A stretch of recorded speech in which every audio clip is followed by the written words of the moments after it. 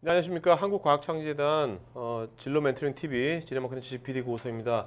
지금 온라인 시청하신 분들은요, 댓글에다가 이따 들으시면서 궁금한 것들 써주시면 제가 이따 다 읽으니까요, 지금 편하게 궁금한 거 있으면 편하게 써주시면 이따가 답변 드리겠습니다. 그 다음에 오프라인에 계신 분들도 이따가 Q&A 시간에 궁금한 것도 물어보면 오늘 같이 세 분의 좋은 멘토분들을 모셨거든요. 그래서 우리가 이분들의 좋은 말씀도 있지만 여러분들의 또 좋은 질문을 해야지 좋은 관점이 나오니까 오늘 지금부터 1시간 반 동안 다양한 관점이 서로 표현돼 가지고 서로 공유되는 그런 시간이 되면 좋을 것 같습니다.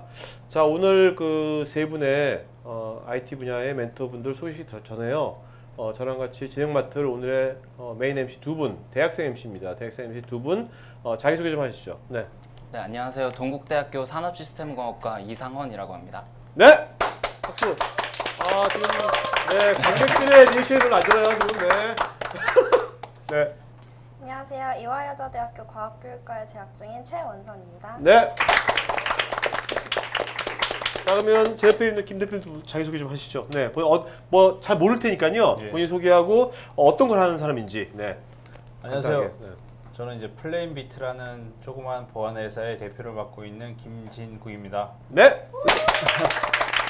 어떤 걸 하고 계십니까? 네. 저희 회사는 사실 설립한 지 1년이 채 안 됐는데요. 보통 최근에 그 카드 3사 정보 유출 사고나 네. 보통 저희가 주로 하는 게 이제 침해 사고 같은 게 일어나거나 정보 유출 사고가 일어나면 저희가 가서 이제 분석을 해주고 아니면 로펌한테 의뢰를 받아서 여러분들 뭐 CSI 많이 보셨으면 아니면 예전에 유령 보셨을 때 하는 작업들을 주로 하신다고 생각하시면 될 것 같습니다. 와. 근데 저는 사실 회사 이름이요.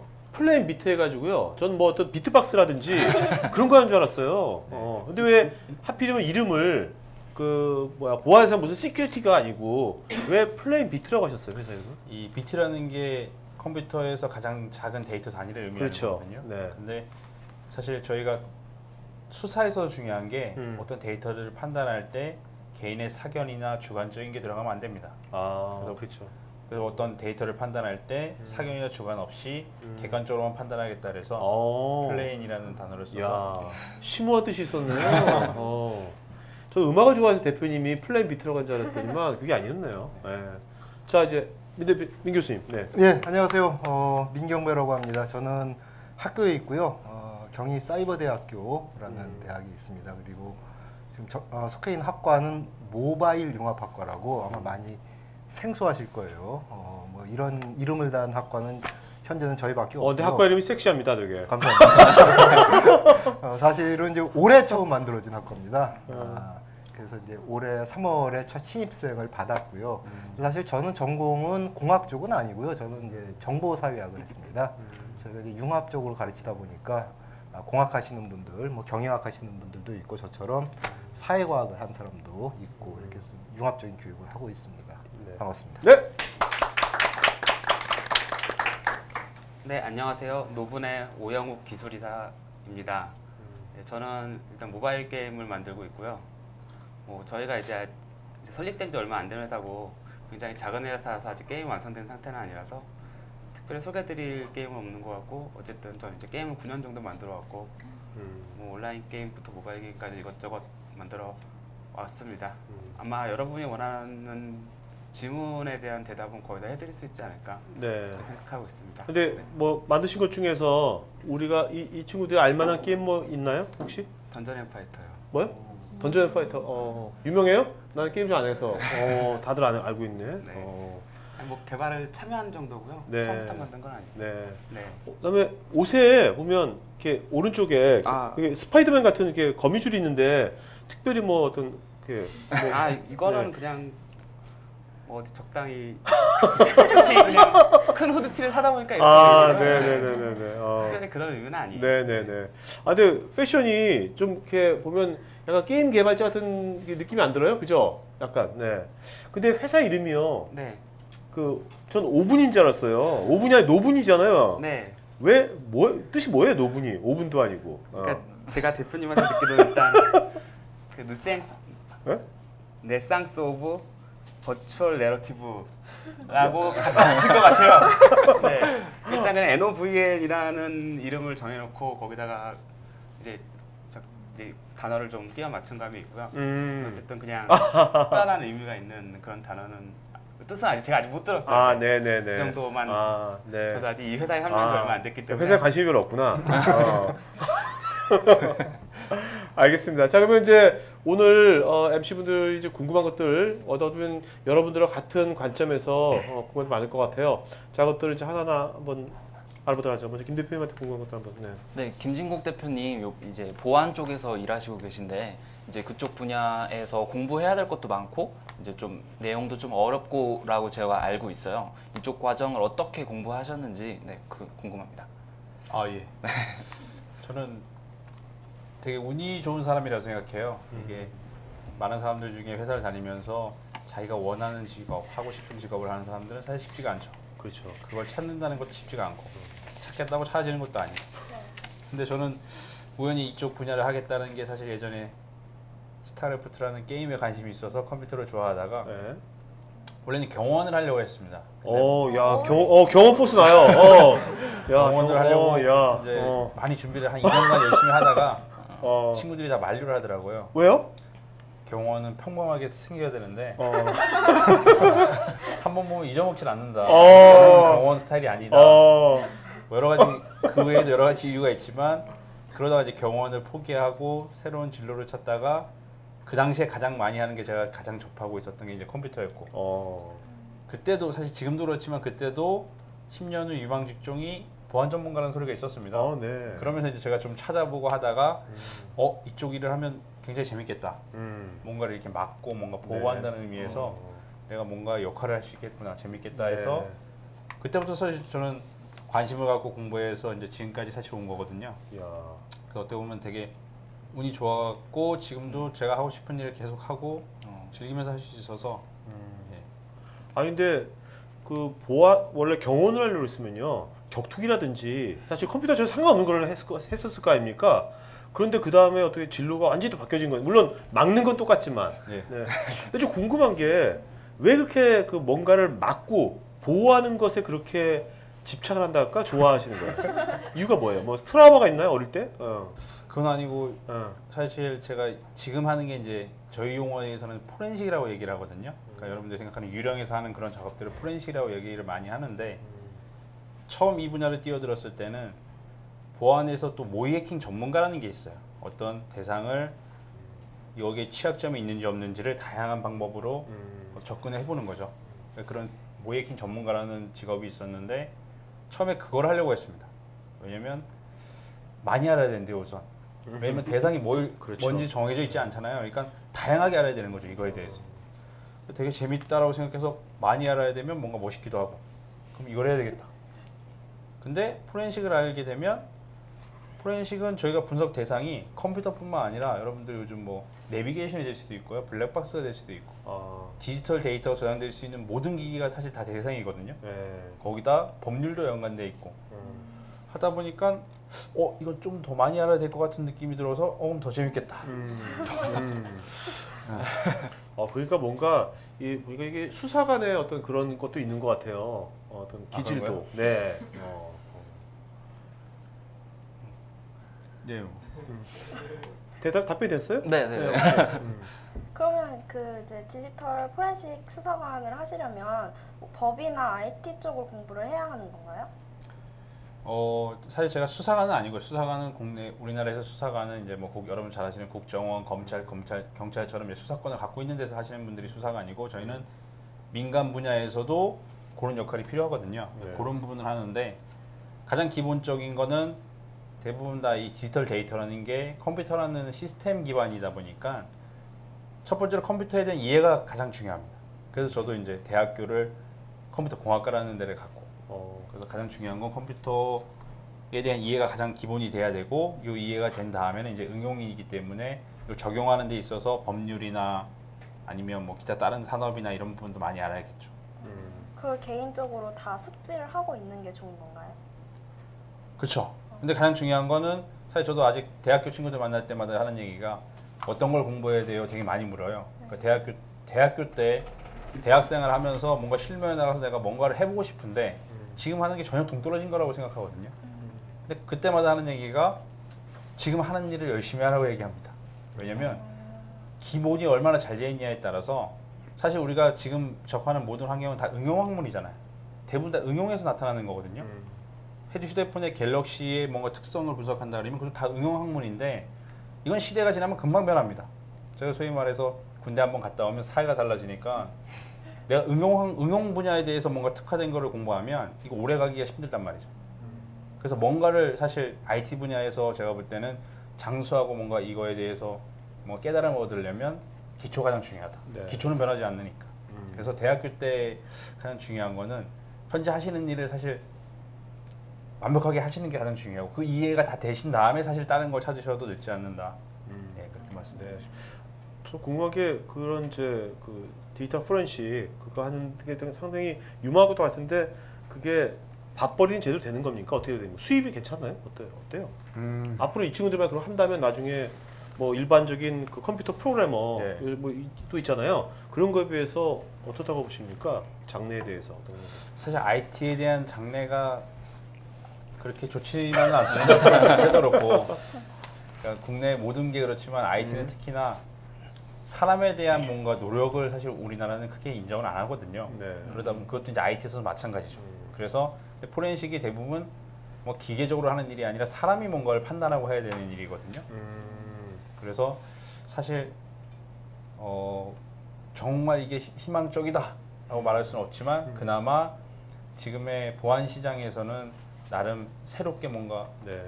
기존의 정체된 시장을 새롭게 뚫고 나오기 위한 그런 분야로 많이 각광되고 있어서 하시면 좀 초반이기 때문에 나름 그러니까요. 네.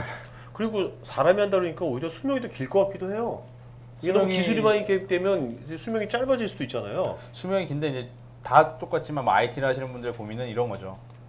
지금 제가 갤럭시 5가 나왔잖아요. 네. 갤럭시 5나 아이폰 5에 대해서 분석을 하는 거를 다 이렇게 준비를 했어요. 분석 다 하고 결과를 냈는데 어느 순간 또 아이폰 6가 나오고 갤럭시 6가 나오고 하면 전혀 틀려집니다. 이게 또 기본은 사실 안 변하지만 그 위에서 사실 분석하는 데이터들이 많이 부분이 변하거든요. 그래서 사실 평생 공부를 해야 되는 이런 압박감이 있는데 그래서 뭔가를 이거에 대해서 평생 내가 뭔가 알아간다는 거에 대한 즐거움이 있어야만 사실 이 분야를 할 수 있는 애정이 있어야겠네요. 예, 그렇죠. 그런 게 있어야죠. 자, 이제 그러면 우리 이제 세 분의 게스트이기 때문에 들어가면서 계속해서 알아보도록 하겠습니다. 이제 민 교수님에 대해서 한번 알아보도록 할까요? 어떤 분인지, 뭐하는지. 제가 이력을 네. 조금 봤는데 정보사회학자라는 말이 있었어요. 그 용어가 조금 생소한데 네. 어떤 건지 조금 구체적으로 설명해 주시면. 그러니까 사실은 여기 이제 공학을 전공하시는 학생들이 앉아 계시다 보니까 이제 여기 사회학과도 누구 있지 않나요? 있어요? 있어요. 네. 오, 나름대로 있구나. 팬들이 온 거 아닐까 혹시?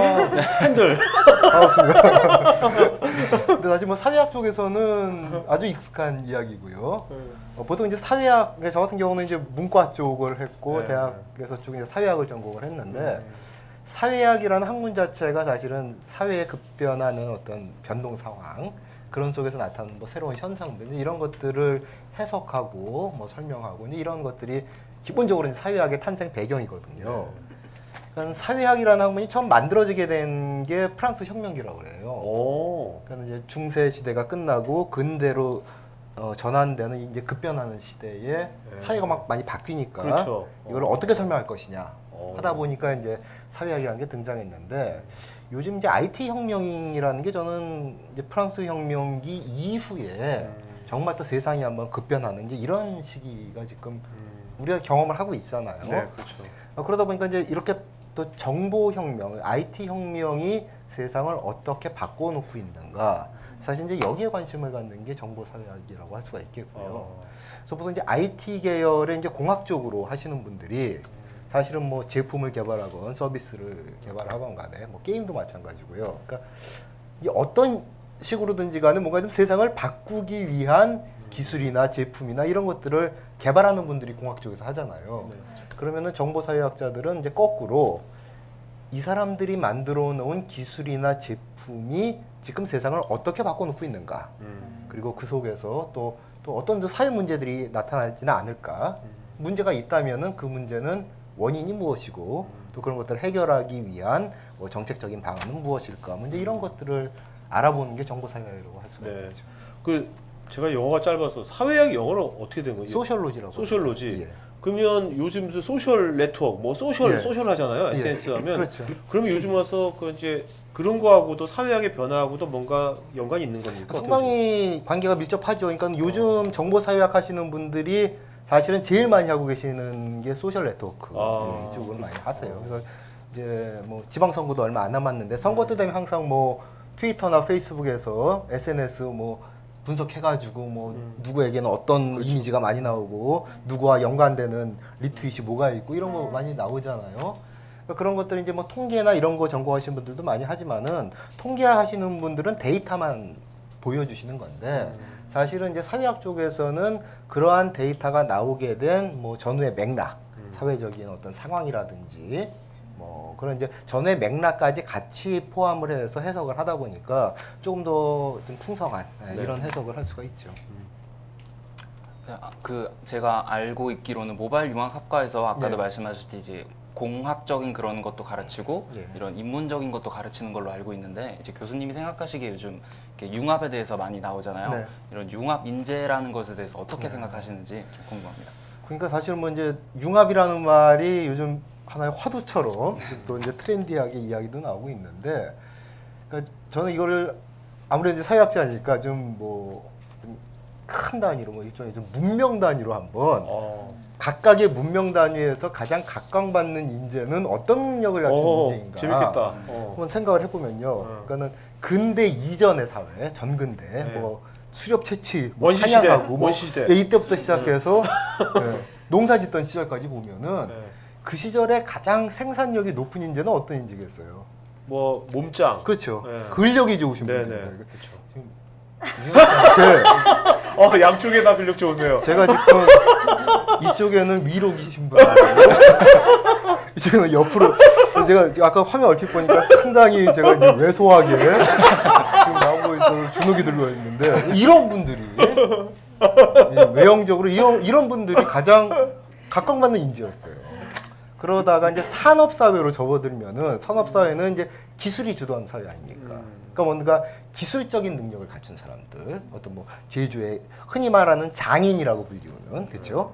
뭐 기능을 갖고 있는, 그러니까 뭐 각종 자격증 많이 가지고 있는 사람, 네. 이런 사람들이 총망받는 인재였고요. 그 다음에 이제 정보사회로 왔잖아요. 정보사회를 뭐 지식정보사회라고도 이야기하잖아요. 그러니까는 지적인 능력, 그렇죠? 혹은 뭐 창의적인 능력, 이런 거 갖춘 사람들이 이제 총망받는 인재였습니다. 그러면은 이제 융합사회 이야기하는데, 그다음에 융합사회는 어떤 인재냐? 그러면 사실은 쉽죠. 융합적인 능력을 가진 사람이에요. 그럼 어떤 것들에 대한 융합이냐 했을 때 그런 것들이 뭐 각각의 어떤 전문 분야별로 다른 영역의 지식들을 골고루 가지고 있는 이런 융합도 있을 것이고, 그 다음에 흔히 말하는 어떤 디지털적인 이런 능력과 그러면서도 또 어떤 아날로그적인 감성이나 정서, 이런 것들을 같이 겸비한 사람이 또 융합 인재일 수도 있겠고요. 그 다음에 단순히 지식만 많은 사람이 아니라 다양한 경험들을 같이 해본, 그러니까 지식에 기반해서 또 다양한 경험들을 같이 가지고 있는 이런 것들도 또 융합적인 능력이 될 수가 있겠고, 그래서 어떻게 보면 지금까지의 흔히 말하는 우리가 이제 많이 익숙해져 있는 흔히 뭐 학벌 중심의 좋은 대학 나오고 좋은 성적 받고 이런 사람들이 지금까지는 가장 총망받는 인재였다면, 앞으로 융합 시대 융합 인재는 그런 컨셉의 인재가 아니라 아까 제가 말씀드린 것처럼 다양한 것들을 함께 자기 안에 융합시킬 수 있는 이런 사람들이 가장 의미 있는 융합 인재가 아닐까. 또 뭔가 그 다양한 사람들과 협업을 할 수 있는 것도 융합형 인재라고 볼 수 있을까요? 그럼요. 그러니까 어차피 한 개인이 가지고 있는 능력이라는 거는 한계가 있잖아요. 네. 근데 내가 가지고 있는 능력과 다른 사람들이 가지고 있는 능력. 근데 그동안은 사실은 특히나 이제 지식인 사회는 그런 게 되게 강해요. 그러니까 경계 긋고 담을 쌓고. 네. 그거는 네 전공, 이거는 내 전공. 내 전공은 넌 보지 마. 이제 이런 좀 배타적인 이런 정서가 상당히 강했고, 사실은 뭐 사업하시는 분들도 마찬가지잖아요. 요게 내 주 업종인데 그렇죠. 다른 업종에서 이거 치고 들어오면은 이거 뭐 문어발이다 뭐다 이러면서 이제 또 비판적으로 이야기하고 그런 게 많았는데, 사실 지금 이미 산업계나 이런 데서 돌아가는 걸 보더라도 뭐 필립스 같은 가전 제품이 의료와 관련한 이런 뭐 네트워크 장비를 만들고 있고요. 지금 구글은 사실은 인터넷 서비스 업체인데 하드웨어도 만들고 있죠. 오늘 보니까 무인 자동차, 예, 브레이크 없는 무인 무인 자동차. 자동차 출시했다고요. 자동차 업계에 네. 뛰어들고 그러니까요. 이미 산업계에서는 IT를 중심으로 해서 다양한 융합들이 나타나고 있거든요. 그건 뭐냐면은 나와는 전혀 다른 공간에서 벽을 쌓고 뭔가 그 안에서 내공을 키우고 전문성을 키우고 있던 사람이 됐건 집단이 됐건 기업이 됐건 그들과 이제는 장벽을 허물고 같이 뭔가를 해나가는 그런 환경으로 바뀌었다라는 것이고요. 그러니까 그런 환경에 빨리 적응할 수 있는 이런 능력도 중요한 융합 능력이라고 할 수가 있겠죠. 그럼 이렇게 시대가 그런 융합형 인재를 요구하는 이유는 뭘까요? 가장 큰 이유는? 일단은 사회의 어떤 그 흐름 자체가 이제는 아까 말씀드린 것처럼 칸막이 지어진 그 칸막이 안에서 성장을 하는 것은 이제는 한계점에 온 거거든요. 그러면 더 추가 성장을 하고 더 발전을 하고 이러려면은 그 장벽을 허물어야 돼요. 네, 그다음에- 모든 게 연결되니까. 예. 네. 그 다음에 사실 개개인들이 가지고 있는 욕구도 예전에 비해서 되게 다양해졌어요. 그러니까 사실 한국 사회는 아직 그런 게 많이 부족한데 우리나라는 사실 그렇잖아요. 어려서 공부 열심히 해가지고 좋은 성적 받아서 뭐 고등학교 갈 때 이왕이면 특목고 가지면 좋고 그래가지고는 흔히 말하는 인류대학 가고 거기 졸업해서 스펙 만들어서 이른바 대기업에 취직하고 이게 지금 무슨 성공의 어떤 모델처럼 그러니까 한 가지 어떤 표본만 있단 말이죠. 성공의 길이라고 하는 게 우리나라는 상당히 이런 것들을 여전히 강제하는 환경인데 외국이나 뭐 선진국 같은 경우는 이미 그런 것들이 다 깨졌죠. 그러니까 뭐 빌 게이츠나 뭐 스티브 잡슨 같은 경우도 뭐 명문 대학교 잘 다니다가 중간에 중퇴해버리고 자기 비즈니스 만들어서 하잖아요. 그러니까 사람들이 추구하는 바, 지향하는 바가 다 이제는 다양해지고 그러다 보니까 그 다양한 욕구나 욕망들을 그 칸막이 지워진 하나의 전문 영역 안에서는 결국 충족시켜주지 못하는 거죠. 그러니까 그 벽을 허물어야만 개인도 행복하고 또 사회도 발전하는 이제는 세상이 그렇게 바뀌고 있는 거죠. 네. 자 그러면 노분의 오영욱 이사님, 네 한번 어떤 분인지 알아보도록 할까요? 네. 네, 이사님이라고 네. 네.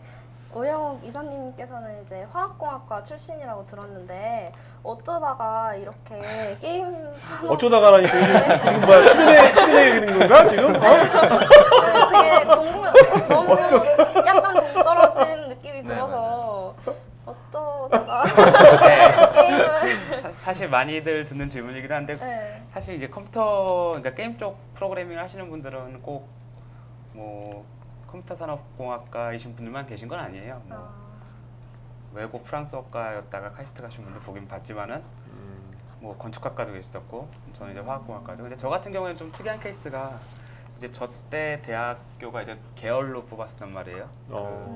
한꺼번에 공학 계열을 왕창 뽑아갖고 이제 학점 순으로 전공을 자른 거죠. 네. 근데 이제 저는 원래는 이제 프로그래밍 쪽에 관심이 많이 있어갖고 대학교에 갔지만은 이제 그 대학교에서 이제 공부를 열심히 하는데 이제 좀 정작 이제 게임을 많이 한 것도 아니지만 이제 게임을 만드는 쪽에 많이 돌아다니긴 했었거든요. 그런 느낌으로. 근데 공부 본인인데 열심히 하고. 그 네. 어떤 그 풍이게 어렸을 때 게임 거의 중독된다시피 했을 것 같기도 해요. PC방 포스가 좀 나거든요. PC방은 사실 저희가 중학교 때쯤 생겼잖아요. 네네. 그래갖고 뭐 끝나고 한두 시간 정도는 어우, 했던 것 같은데 야 상당히 몸이 사실 세웠구나. 과거에도 할 필요는 없고 아 네. 필요가 있었나 하는 생각이 들어요. 오락실도 사실 그렇게 많이 못 즐겼고 저 같은 경우 오히려 그 부분이 좀 아쉬운데 사실 끝까지 좀 놀아봤으면은 이제 그런 경험 자체 이제 어차피 게임이란 게 자신의 삶의 경험이 묻어 나오는 느낌이거든요. 그래서 조금 더 이것저것 많이 못 해본 게 저는 오히려 역으로 좀 아쉬운 느낌. 네, 그런 것도 있어요. 뭐 게임을 적게 했냐면 그건 아닌 것 같은데 그렇다고 또 중독성적으로 질렀냐면 그것도 못 해본 것 같아요. 예. 그래서 결국 성적이 나빠서 네, 학원을 한 그렇죠. 거군요. 결론은 네, 성적이 나빠서 학과에 갔었지만은 어쨌든 이제 컴공과 기초 지식을 듣고 이제 대학교 동아리 같은 것들에서 이제 컴퓨터 게임의 뜻을 두고 있는 뭐 선배들이라든가 그런 사람들이랑 이제 많이 얘기를 하다가 이제 뭐 그 첫 직장이 이제 산업기능요원으로 IT 기업 들어갔다가 그 다음에 이제 이직한 데가 이제 던전 앤 파이터 만든 데 어플이었거든요. 그다음에 이제 쭉 뭐 산업기능용은 끝나고 소집해지는 데 계속 게임을 만든 거죠. 네. 원래 게임에 대해서 생각을 하고 있었기 때문에 네. 특별히 뭐 후회하는 선택은 아니었던 것 같아요. 그냥 좀 약간 물 흐르듯이 온 건 있어요. 내가 뭐 이걸 뭐 반드시 꼭 해야겠다라는 느낌으로 막 했다기보다는 자연스럽게 흐름을 타고 보니까 정신을 차리고 이제 게임을 만들고 있는 거죠. 네. 그러면 이제 아무래도 여자들보단 남자들 쪽이 이제 게임 좋아하는 친구들이 많은데 이제 게임을 좋아하는 거하고 이렇게 게임을 만드는 거하고 이렇게 좀 연관이 있는지. 네. 연관이 아주 없다고는 말을 못 하겠는데 그렇다고 또 게임을 별로 안 좋아하시는 분이 없냐면 그것도 아니에요.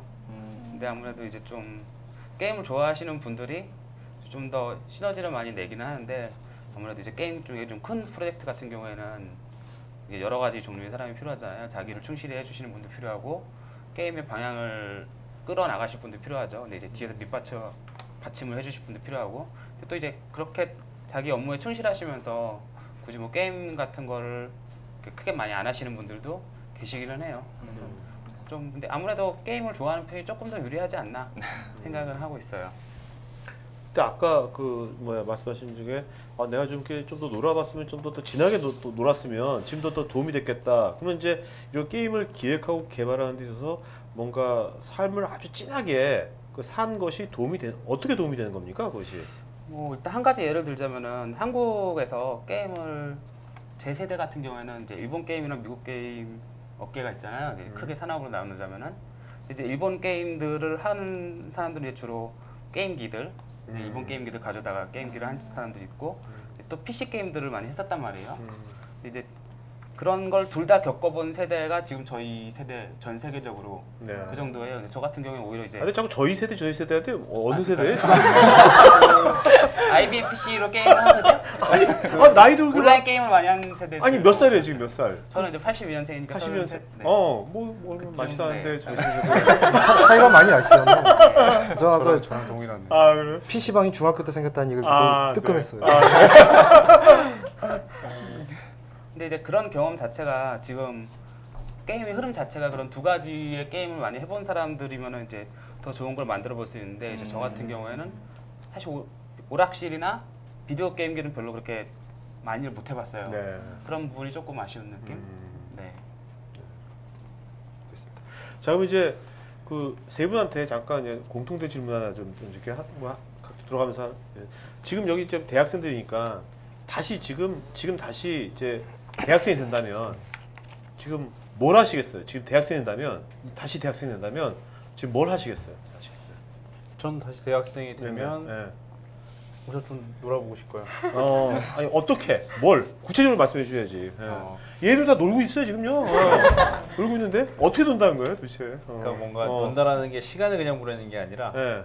뭔가를 젊었을 때 대학생이기 때문에 할 수 있는 게 있거든요. 그러니까 우리나라 사회도 대학생이기 때문에 용납해 주는 것도 있고 대학생이니까 해도 되는 게 있고 그런 것들을 저는 1학년 때는 군대라는 도피처가 있어서 그런 것도 있고 해서 1학년 때는 거의 게임에 사실 많이 빠져 있었습니다. 왜냐면 고등학교 친구들을 대학교라는 새로운 사회를 갔는데 저를 아는 사람은 없는데 게임에 가면 고등학교 친구들을 다 만날 수 있는 거예요. 그래서 이제 그런 연유랑 여러 가지 이유 또 군대를 가면 어차피 중간에 끊기니까 뭐 이런 것 때문에 1학년 때는 게임에 빠져 살다가 군대 갔다 와서 이제 진로라는 게 명확해지고 하니까 이제 3년 동안 거의 공부만 마치 학과 생활만 빠져 살았는데 네. 그게 좀 아쉽습니다. 대학교 때 할 수 있는 뭔가 미팅이나 소개팅도 있죠. 나는 거창한 문제 알았어 노는 거라서 미팅 소개팅 그런 것도 있고 그런 단순한 클럽 가는 거, 클럽 가는 거. 그렇죠. 그런 것도 있을 수 있죠. 홍대도 안 가봤어요? 홍대 그쪽도? 거의 저희가 또 저는 지방대를 나와서 네. 제가 졸업할 때쯤 이제 저희 동네도 클럽이 막 생기기 시작했는데 그러니까 저거네. 그러니까 음주 가물을 하고 싶은 거네. 음주 가물을. 음주가무도 될 수 있고 여행도 좀 해보고 싶고 여행. 네, 여행 같은 거. 그러니까 이게 직장을 다니기 시작하면 이 연속성이 있잖아요. 삶에 연속성이 있는데 빈 공간이라는 게 거의 없거든요. 네. 근데 대학교는 방학이라는 게 빈 공간이 생길 수도 있고 휴학이라는 걸 내가 자기 의지대로 할 수 있고 요렇게 좀 장기적으로 해서 내가 계획해서 뭔가 할 수 있는 것들이 대학교 때밖에 없는 것 같아요. 그래서 저는 그때로 다시 돌아가면 그런 경험들을 좀 더 많이 쌓고 싶어요. 아니 근데 본인은 그 복학해가지고도 2, 3, 4학년도 취업 잘하려고 열심히 공부했을 거 아니에요. 그래서 요즘 이렇게 된 건데 그럼 이 친구들 보고 지금 놀아라 그러면은 근데 본인이 복귀해 보니까 놀아도 나중에 취업하고 뭐 사는 데서는 별 지장이 없다고 생각하시는 겁니까? 지금 보니까? 그렇죠. 대학교라는 게 전공 과목만 배우는 게 아니라 교양학이라는 것도 배우잖아요. 그 이유가 있습니다. 그래서 저는 그때 경험한 다양한 경험이 그러니까 전공을 등한시하는 게 아니고 전공을 하든가 정해진 걸 하더라도 대학교라는 게 시간이 많이 남습니다. 그렇죠? 그 시간을 잘 활용하셔서 다양한 경험을 쌓으시면 졸업한 다음에 아마 인생을 선택하는데 굉장히 많은 도움이 됩니다. 또 경쟁력이 있을 것 같다? 그렇죠. 오케이. 자, 민 교수님은 다시 대학생 된다면? 그러니까 저는 이제 두 분하고 또 이게 세대가 다르다 보니까 그러니까 이제 이런 이제 나이가 더 나오는데 제가 대학교 다닐 때가 이제 80년대였어요. 그러니까 이른바 이제 많이 이야기하는 386 세대인데. 그러니까 제가 학교 다니던 시절은 지금 정말 이제 태어났을 때네. 오이사님 태어났을 때. 뭐 정말 공부도 못했고 그때는 뭐 맨날 학교에서 뭐 데모하고 뭐 막 이런 상황이었으니까 뭐 공부도 못했고 그렇다고 놀지도 못했고 그러니까 당시에 대다수의 대학생들은 우리 시절에는 아까도 제가 다양성 이야기를 했지만 다양한 경험을 못하고 대학 시절을 보낸 것 같아요. 그래서 지금 대학생이 된다면은 뭐 노는 거를 포함해서 저 역시 이제 다양한 경험을 해보고 싶은데 그 중에서도 그다음에 제가 제일 해봤으면 하는 거 내가 만약에 다시 20대가 된다면은 아직 살면서도 못 해본 건데 요즘 이제 청년 창업들 많이 하잖아요. 그런 거 한번 해봤으면은 어땠을까? 그러니까 물론 실패할 확률이 훨씬 크겠지만, 근데 그 나이는 사실은 실패해도 괜찮은 나이잖아요. 실패도 괜찮은 나이고 실패가 오히려 중요한 자산이 되는 그러한 나이였기 때문에 지금 만약에 제가 대학생이라면 지금의 환경에서 대학생의 나이라면은 그런 것들에 한번 꼭 도전을 해보고 싶어요. 네. 자, 의사님. 저는 이제 아까 김진국 대표님이 기본 얘기하셨잖아요.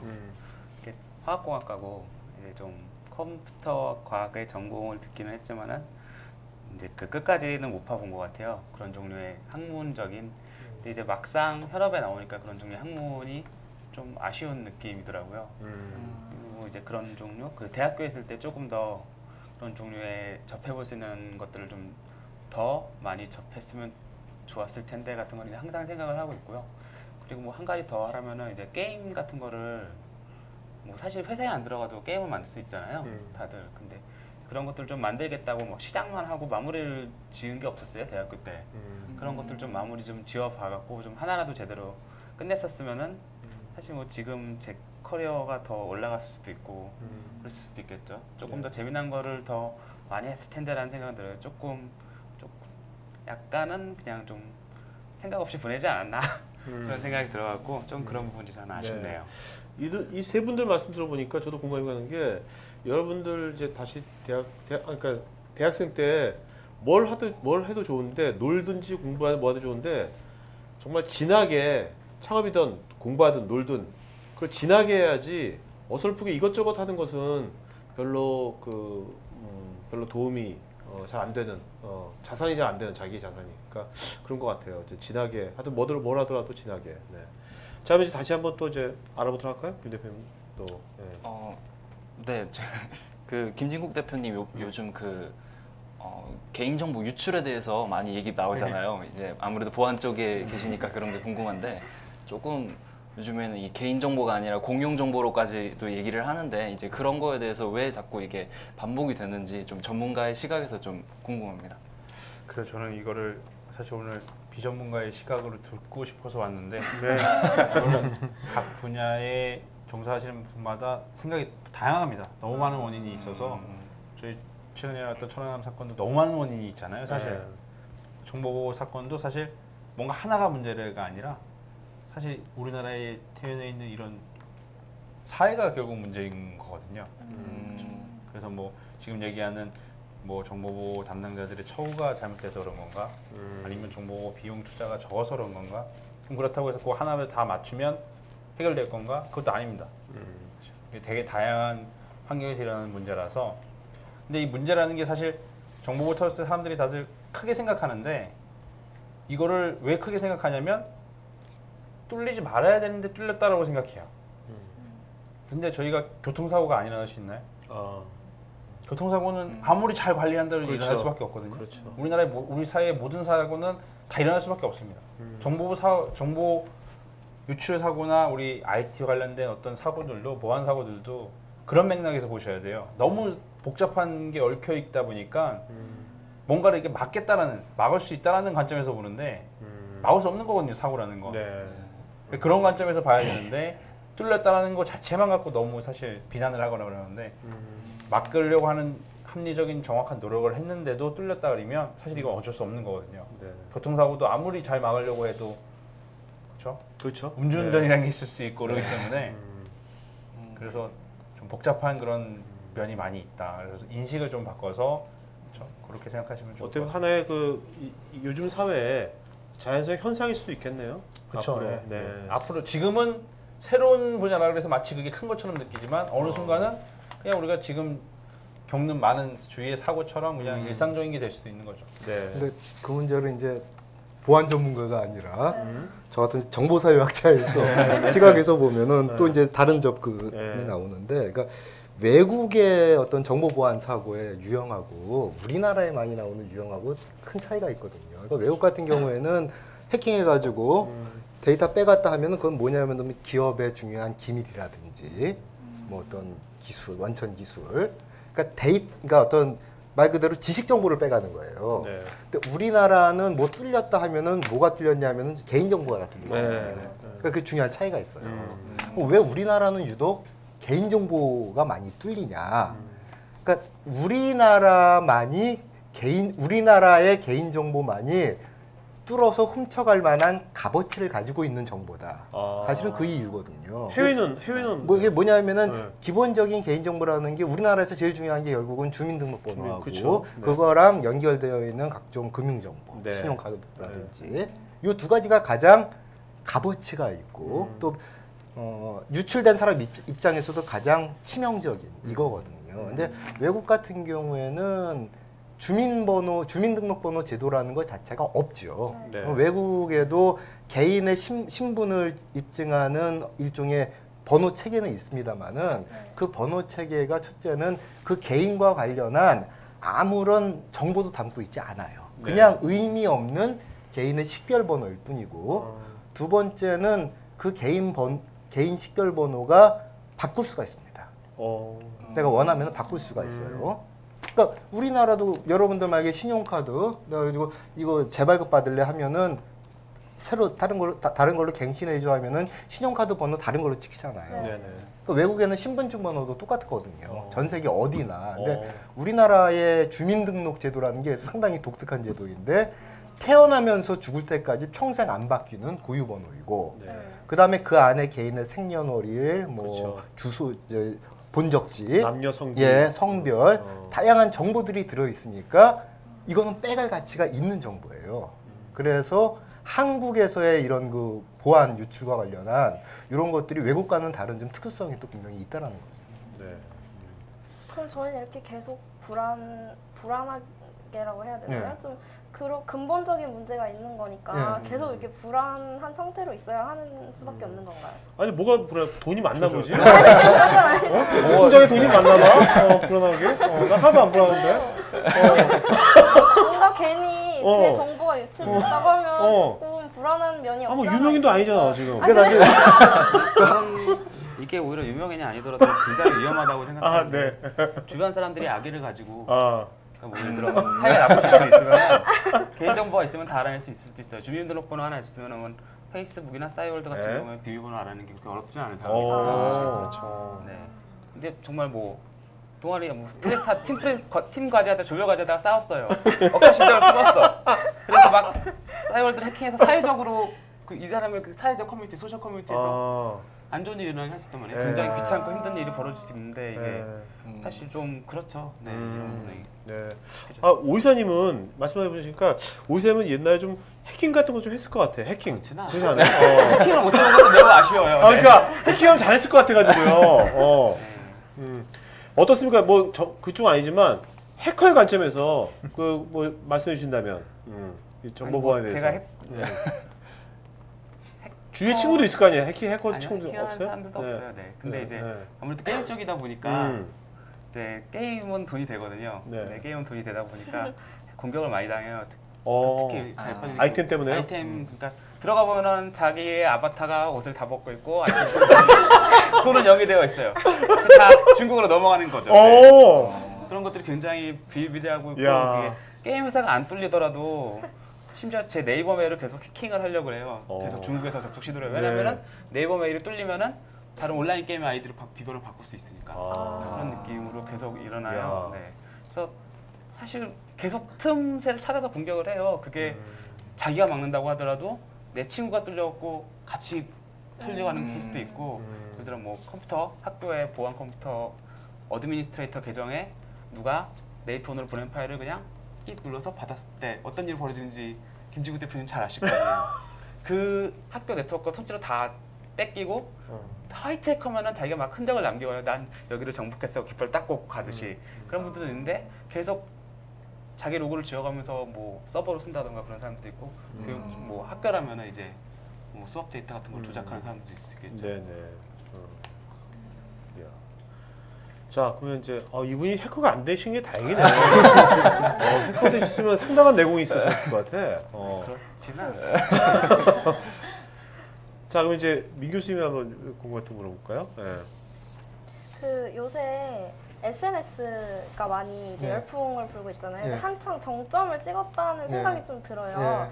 근데 이게 앞으로도 이렇게 열풍이 계속될지 네. 아니면은 이게 좀 이렇게 차차 줄어들지 네. 앞으로 어떻게 될지 좀 네. 궁금합니다. 그러니까 이제 SNS를 뭘로 볼 것이냐에 따라서 이제 두 가지 다른 해석이 나올 수가 있을 것 같아요. 그러니까 여러분들이 흔히 이제 많이 하시는 뭐 트위터, 페이스북, 뭐 우리나라 카카오 스토리 이런 어떤 특정한 서비스가 SNS다라고 생각을 하신다면은 지금 말씀하신 것처럼 이제 정점을 찍었다고 볼 수가 있죠. 그러니까 트위터 같은 경우에는 지금 이미 그 주식 가치도 점점 떨어지고 있고, 네. 뭐 페이스북 같은 경우도 뭐 지금이 가장 이제 최전성기가 아닐까 뭐 이렇게 보는데 사실 또 어떻게 보면은 이제 SNS가 소셜 네트워크 서비스잖아요. 그러니까 서비스로서의 소셜 네트워크는 지금 트위터, 페이스북 같은 거이긴 하지만 마지막 S를 빼놓고 보면은 소셜 네트워크만 놓고 보면은 우리말로 따지면은 흔히 뭐 연줄망 뭐 이런 거거든요.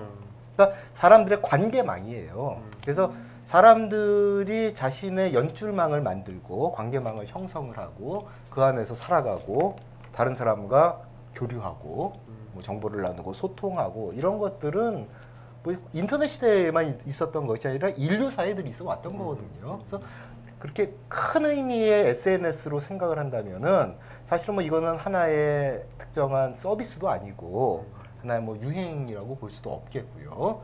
다만 지금은 이제 인터넷을 통해서 과거의 연출망, 관계망이라고 하는 것들이 새로운 형태로 진화하고 발전해서 이제는 뭐 상업화된 이런 관계망이라는 것들이 SNS라는 방식으로도 나오는 것이고 꼭 상업화가 아니라 하더라도 온라인을 통해서 훨씬 더 소통의 폭과 속도가 넓어지고 빨라졌잖아요. 그러니까 이 추세는 다른 형태로도 앞으로도 계속 갈 거라고 봅니다. 그래서 저는 뭐 트위터나 페이스북이라고 하는 특정한 브랜드를 갖춘 서비스는 어떤 서비스든지 간에 10년 이상을 넘기는 전성기를 10년 이상 넘기는 서비스가 인터넷 역사에 없거든요. 찾아보기 힘들어요.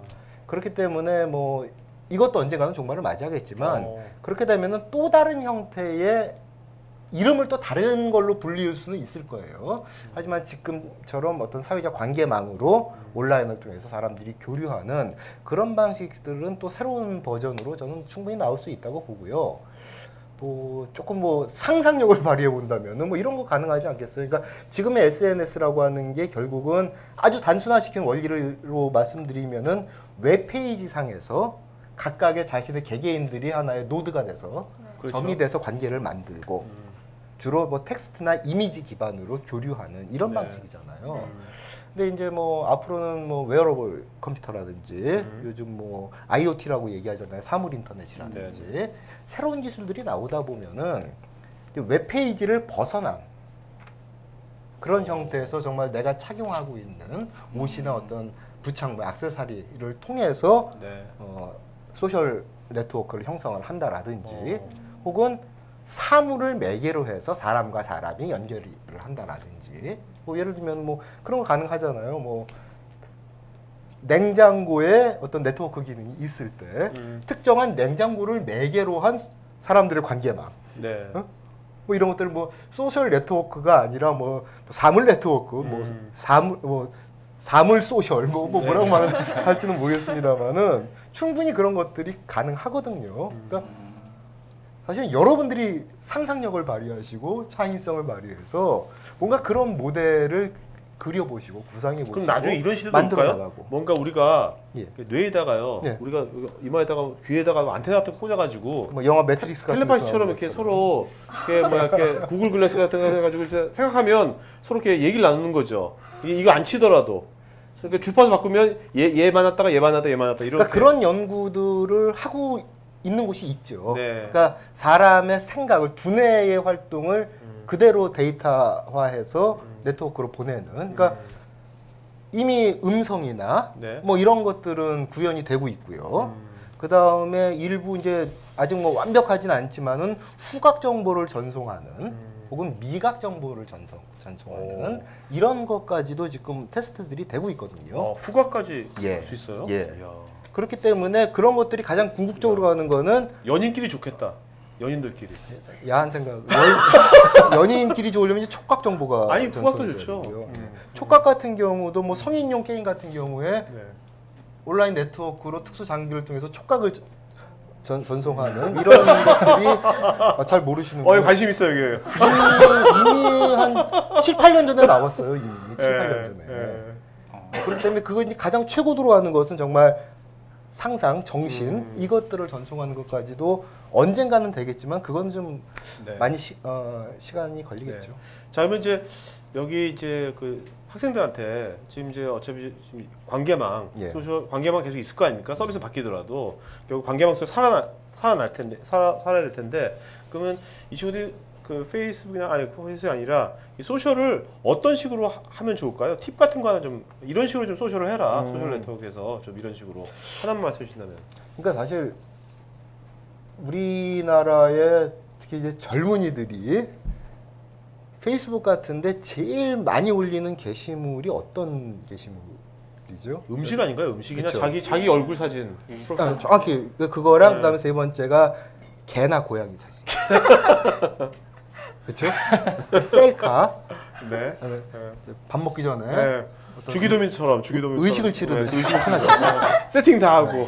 제가 예전에 그 우리나라 젊은이들 몇 명하고 대만에 한 일주일 뭐 교육 프로그램에서 갔는데 정말 대만도 음식의 천국이더라고요. 다양한 처음 본 음식들이 나오는데 항상 내가 숟가락을 들려면 지금 잠깐만요 하고 사진들을 막 찍는 거야. 네. 대만 사람들도 처음에는 이게 뭔가 하더니 나중에는 이제 팔짱을 끼고 사진 끝날 때까지 기다려요. 그래서 제가 그분들한테 해명을 했어요. 이게 네. 한국의 고유한 문화는 아니다. 네.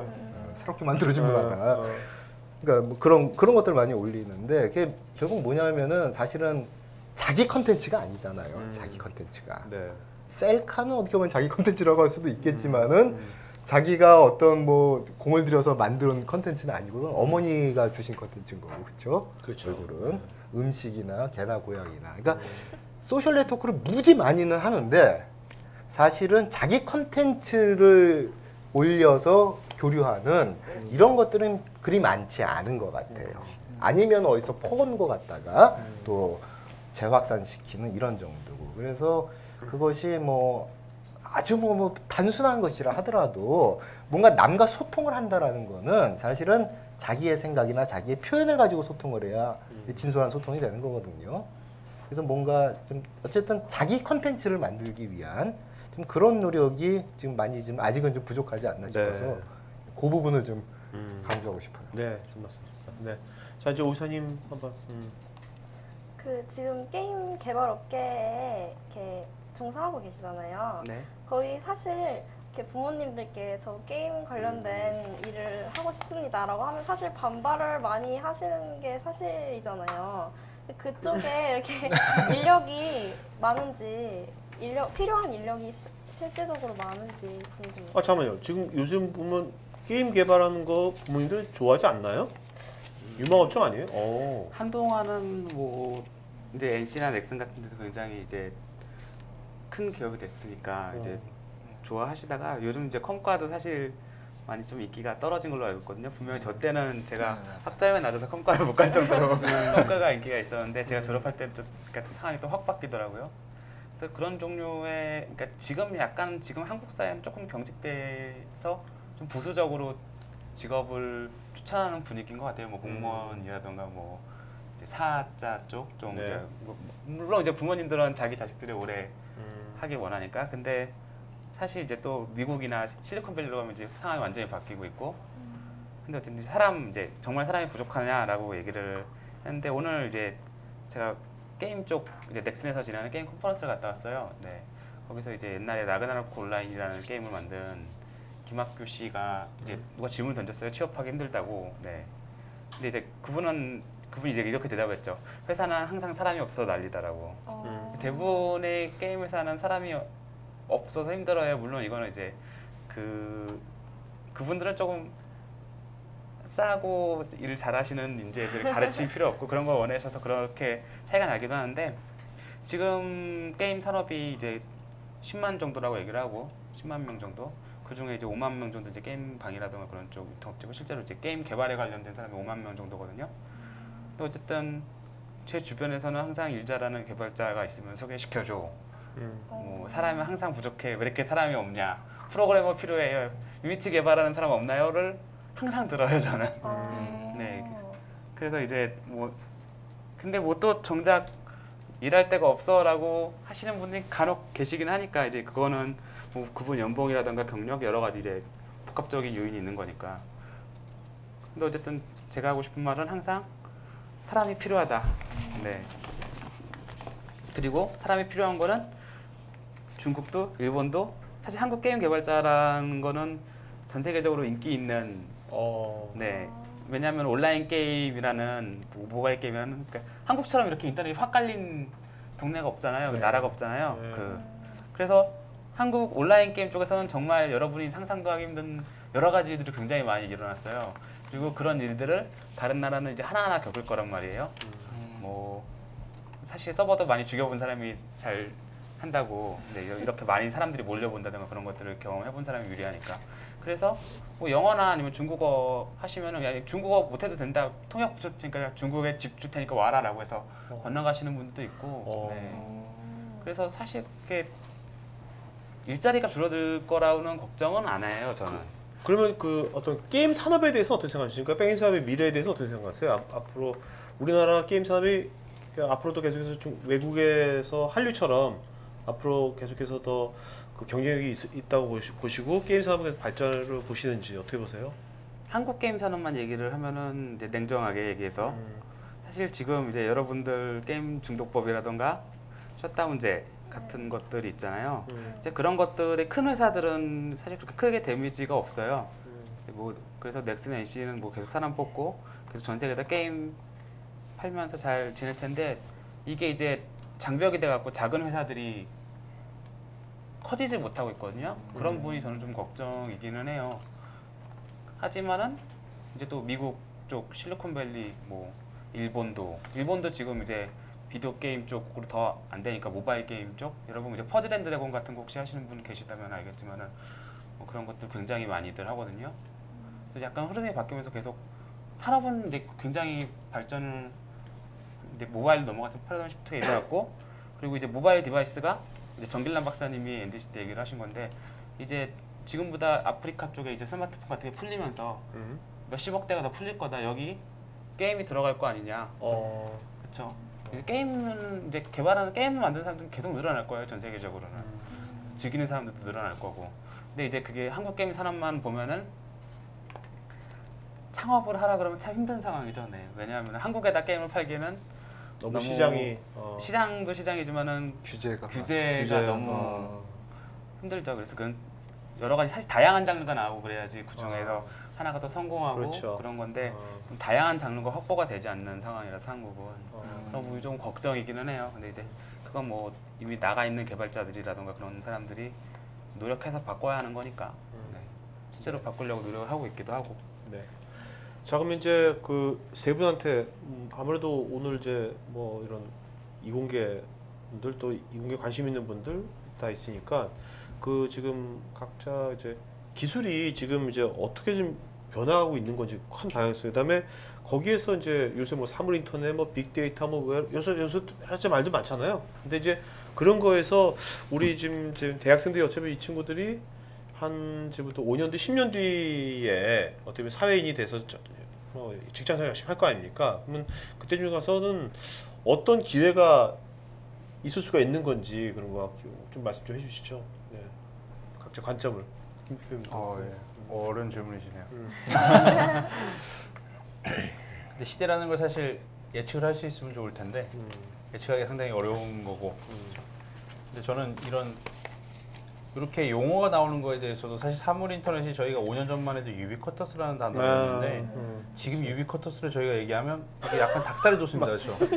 그런 정도로 예전에는 마치 유비쿼터스라는 세상이 5년 후면 올 것처럼 매기를 하다가 지금 5년이 지났는데 용어만 바뀌었지 사실 제가 볼 때 개념은 크게 바뀌지 그렇죠. 않았어요. 맞아. 센서에서 똑같이. 빅데이터라는 것도 이게 사실 새로운 용어냐? 그건 아닙니다. 예전에도 있었던 거예요.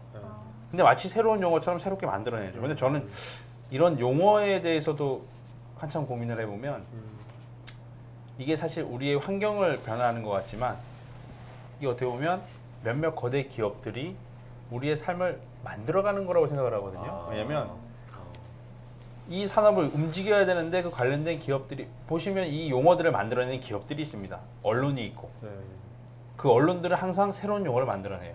2, 3년 주기로. 보안도 똑같거든요. 새로운 용어를 만들어내고 뭔가 보안에서도 여러 가지 장비를 팔고 솔루션을 팔다가 한계에 오면 시장을 새롭게 만들어야 되니까 새로운 용어를 만들어요. 근데 실제로 보면 이게 아직 오진 않았어요. 좋은 얘기죠. 네. 좋은 얘기가 필요한 것 같습니다. 근데 시장을 활성화되면 이런 기업들은 또 사실 초창기에 뭔가 이게 레드오션이 되기 전에 뭔가 이익을 얻긴 되게 쉽거든요. 이익만 얻고 또 새롭게 용어를 만들어내요. 그러니까 저는 이제 사실 이런 용어들이 한편으로 생각해보면 지금 정말 우리가 필요한 이 용어가 정말 새로운 거냐? 제가 생각했을 때 전혀 새로운 거는 아니라고 생각하거든요. 그냥 우리의 삶과 관련해서 항상 있었던 거고 우리가 고민했던 내용인데 마치 새로운 것처럼 지금 받아들이게 되는 그런 게 있어서 사실 이게 질문과는 전혀 다른 얘기지만 그런데 약간 고민을 하시면서 보시면 살아가시면 좀 다른 게 보이지 그러니까 않을까. 너무 뭐 와 이거다 해서 너무 휩쓸리지 말고 그쵸. 어떻게 보면 각자의 어떤 본질을 자신의 본질을 일단은 잘 함양하고 그게 중요하다는 말씀이시네요. 정리를 잘해주시네요. 정리만 잘해요. 저 아는 건 없고 정리만 잘해요. 네. 참, 제가 뭐 저도 개념에 매몰될 필요는 없다는 말에는 적극 동의하고요. 근데 이제 개념에는 빠질 필요는 없는데 그 대신 뭘 봐야 되냐면은 뭐랄까 좀 큰 추이라고 해야 되나요? 어떤 흐름의 추이가 어떻게 바뀌고 있는가 그거를 볼 필요가 있을 것 같아요. 그러니까 IT와 관련해서 제가 볼 때 이제 IT의 뭐 발달사를 아주 거칠게 마치 문명사 뭐 중세 시대 근대 시대 뭐 이렇게 나누듯이 보면은 초창기는 그거일 겁니다. 그러니까 디지털이라고 하는 것을 기반으로 해서 이 디지털이 새롭게 자기 영토를 만들던 시기들이 있었어요. 그게 예전에 뭐 제가 처음 IT를 접했던 게 이제 PC 통신 시절이죠. 여러분들은 안 해보셨을. 그 당시에 천리안 뭐 나온 뭐 이런 거 해가지고, 그러니까 없던 새로운 공간이 이제 만들어지기 시작한 거잖아요. 그리고 이제 인터넷으로 와서도 오늘날 이제 포털이라고 하는 여기서 제공되는 서비스들을 보면은 어쨌든 새로운 것들이 창출이 되잖아요. 정보를 검색할 수 있는 어떤 흔히 인터넷 커뮤니티, 혹은 이메일, 뭐 메일이라고 하는 전통적인 편지에서 가지고 오긴 했습니다만 원리는 전혀 다른 거잖아요. 그러니까 새로운 자기 디지털 영토를 처음에는 구축을 하고 만들어 나가는 2호 단계가 있었습니다. 우리나라 같은 경우는 이게 한 2000년 초반 정도까지 공인 단계였죠. 그 다음에 등장하는 게 뭐냐면은 이제 디지털이 어느 정도 영토를 세우고 나니까 기존의 국권이 아날로그 세계가 자기 영토로 딱 가지고 있던 곳에 이제 서서히 침투해 들어가기 시작을 해요.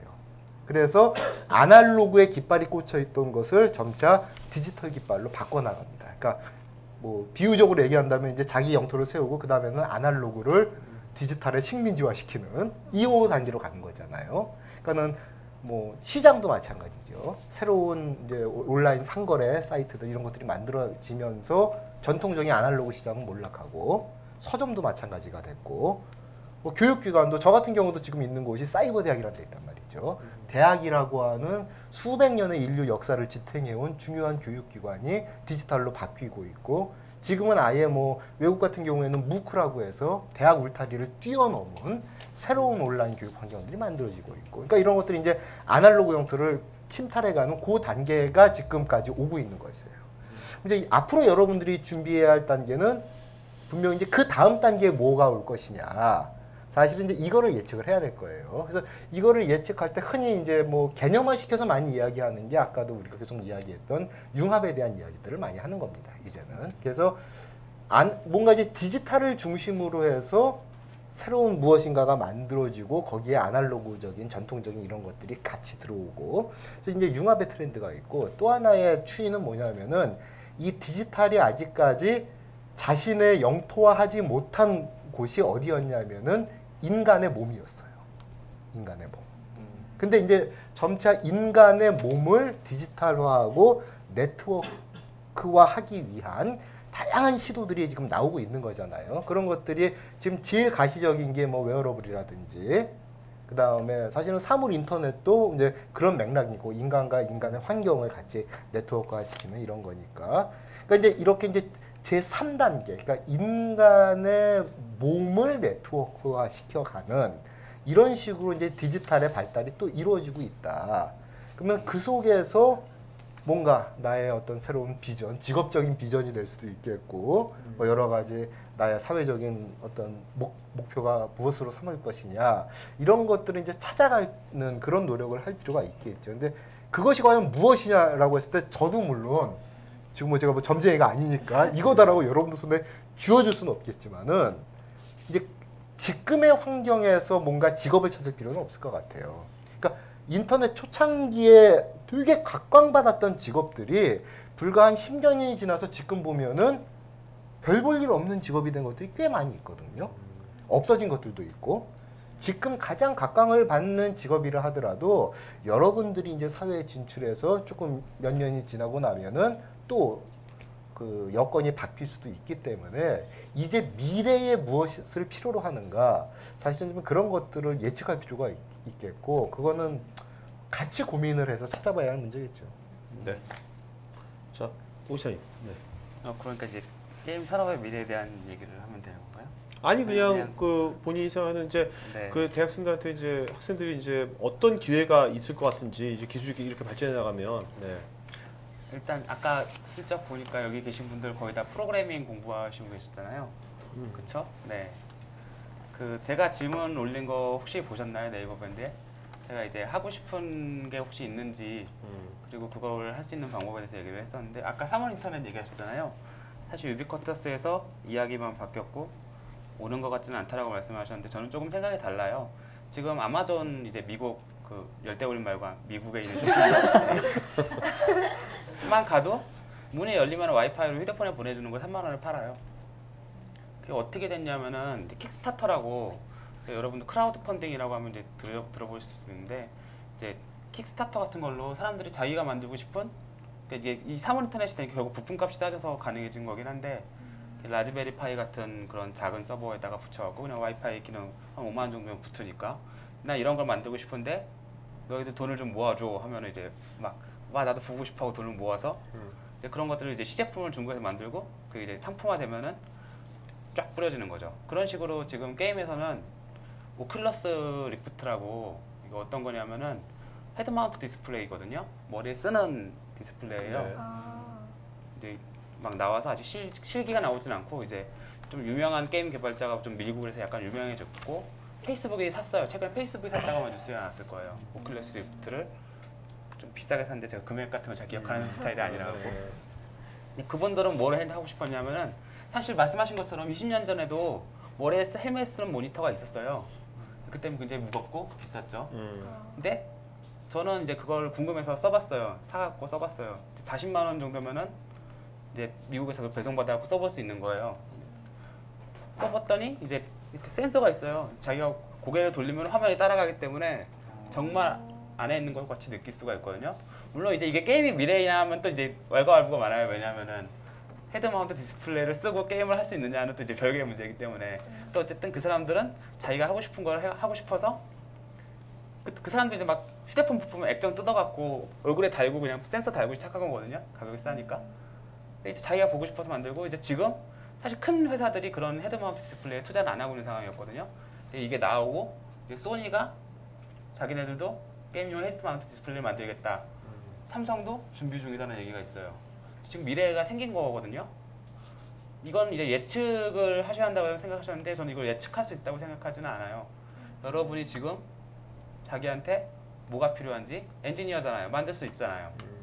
뭐가 필요한지 생각해서 그럼 그걸 하려면은 어떻게 만들어야 할까를 고민해서 당장 만들어 봤으면 좋겠어요. 네. 그럼 뭘 필요할까 고민을 해보시고 네. 멘토한테 물어보는 건 이걸 하고 싶은데 뭘 필요한가요?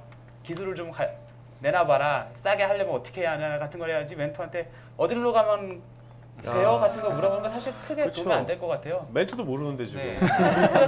그렇게 따라가면 결국 뒤에만 따라가는 거겠지.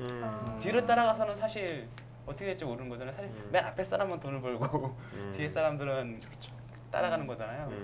그래서 뭐 사실 하고 싶다가 안 될 수도 있어요. 근데 오래 하면은 되는 경우가 종종 있어요. 네.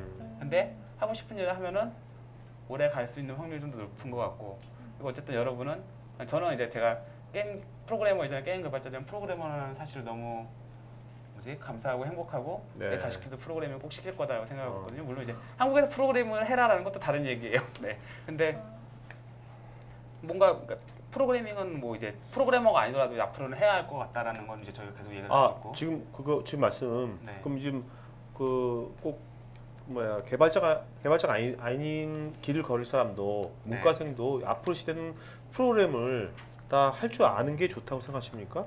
네, 저는 영어처럼? 그렇게 생각하고 있습니다. 네. 그게 저희는 어떻게 지금 어떻게 생각하세요? 저희 예전 학교도 대학교도 교양으로 바뀌었고요. 프로그래밍이라는 게 네. 지금은 이제 고등학교에도 정규 과목으로 배정된 게 많아서 네.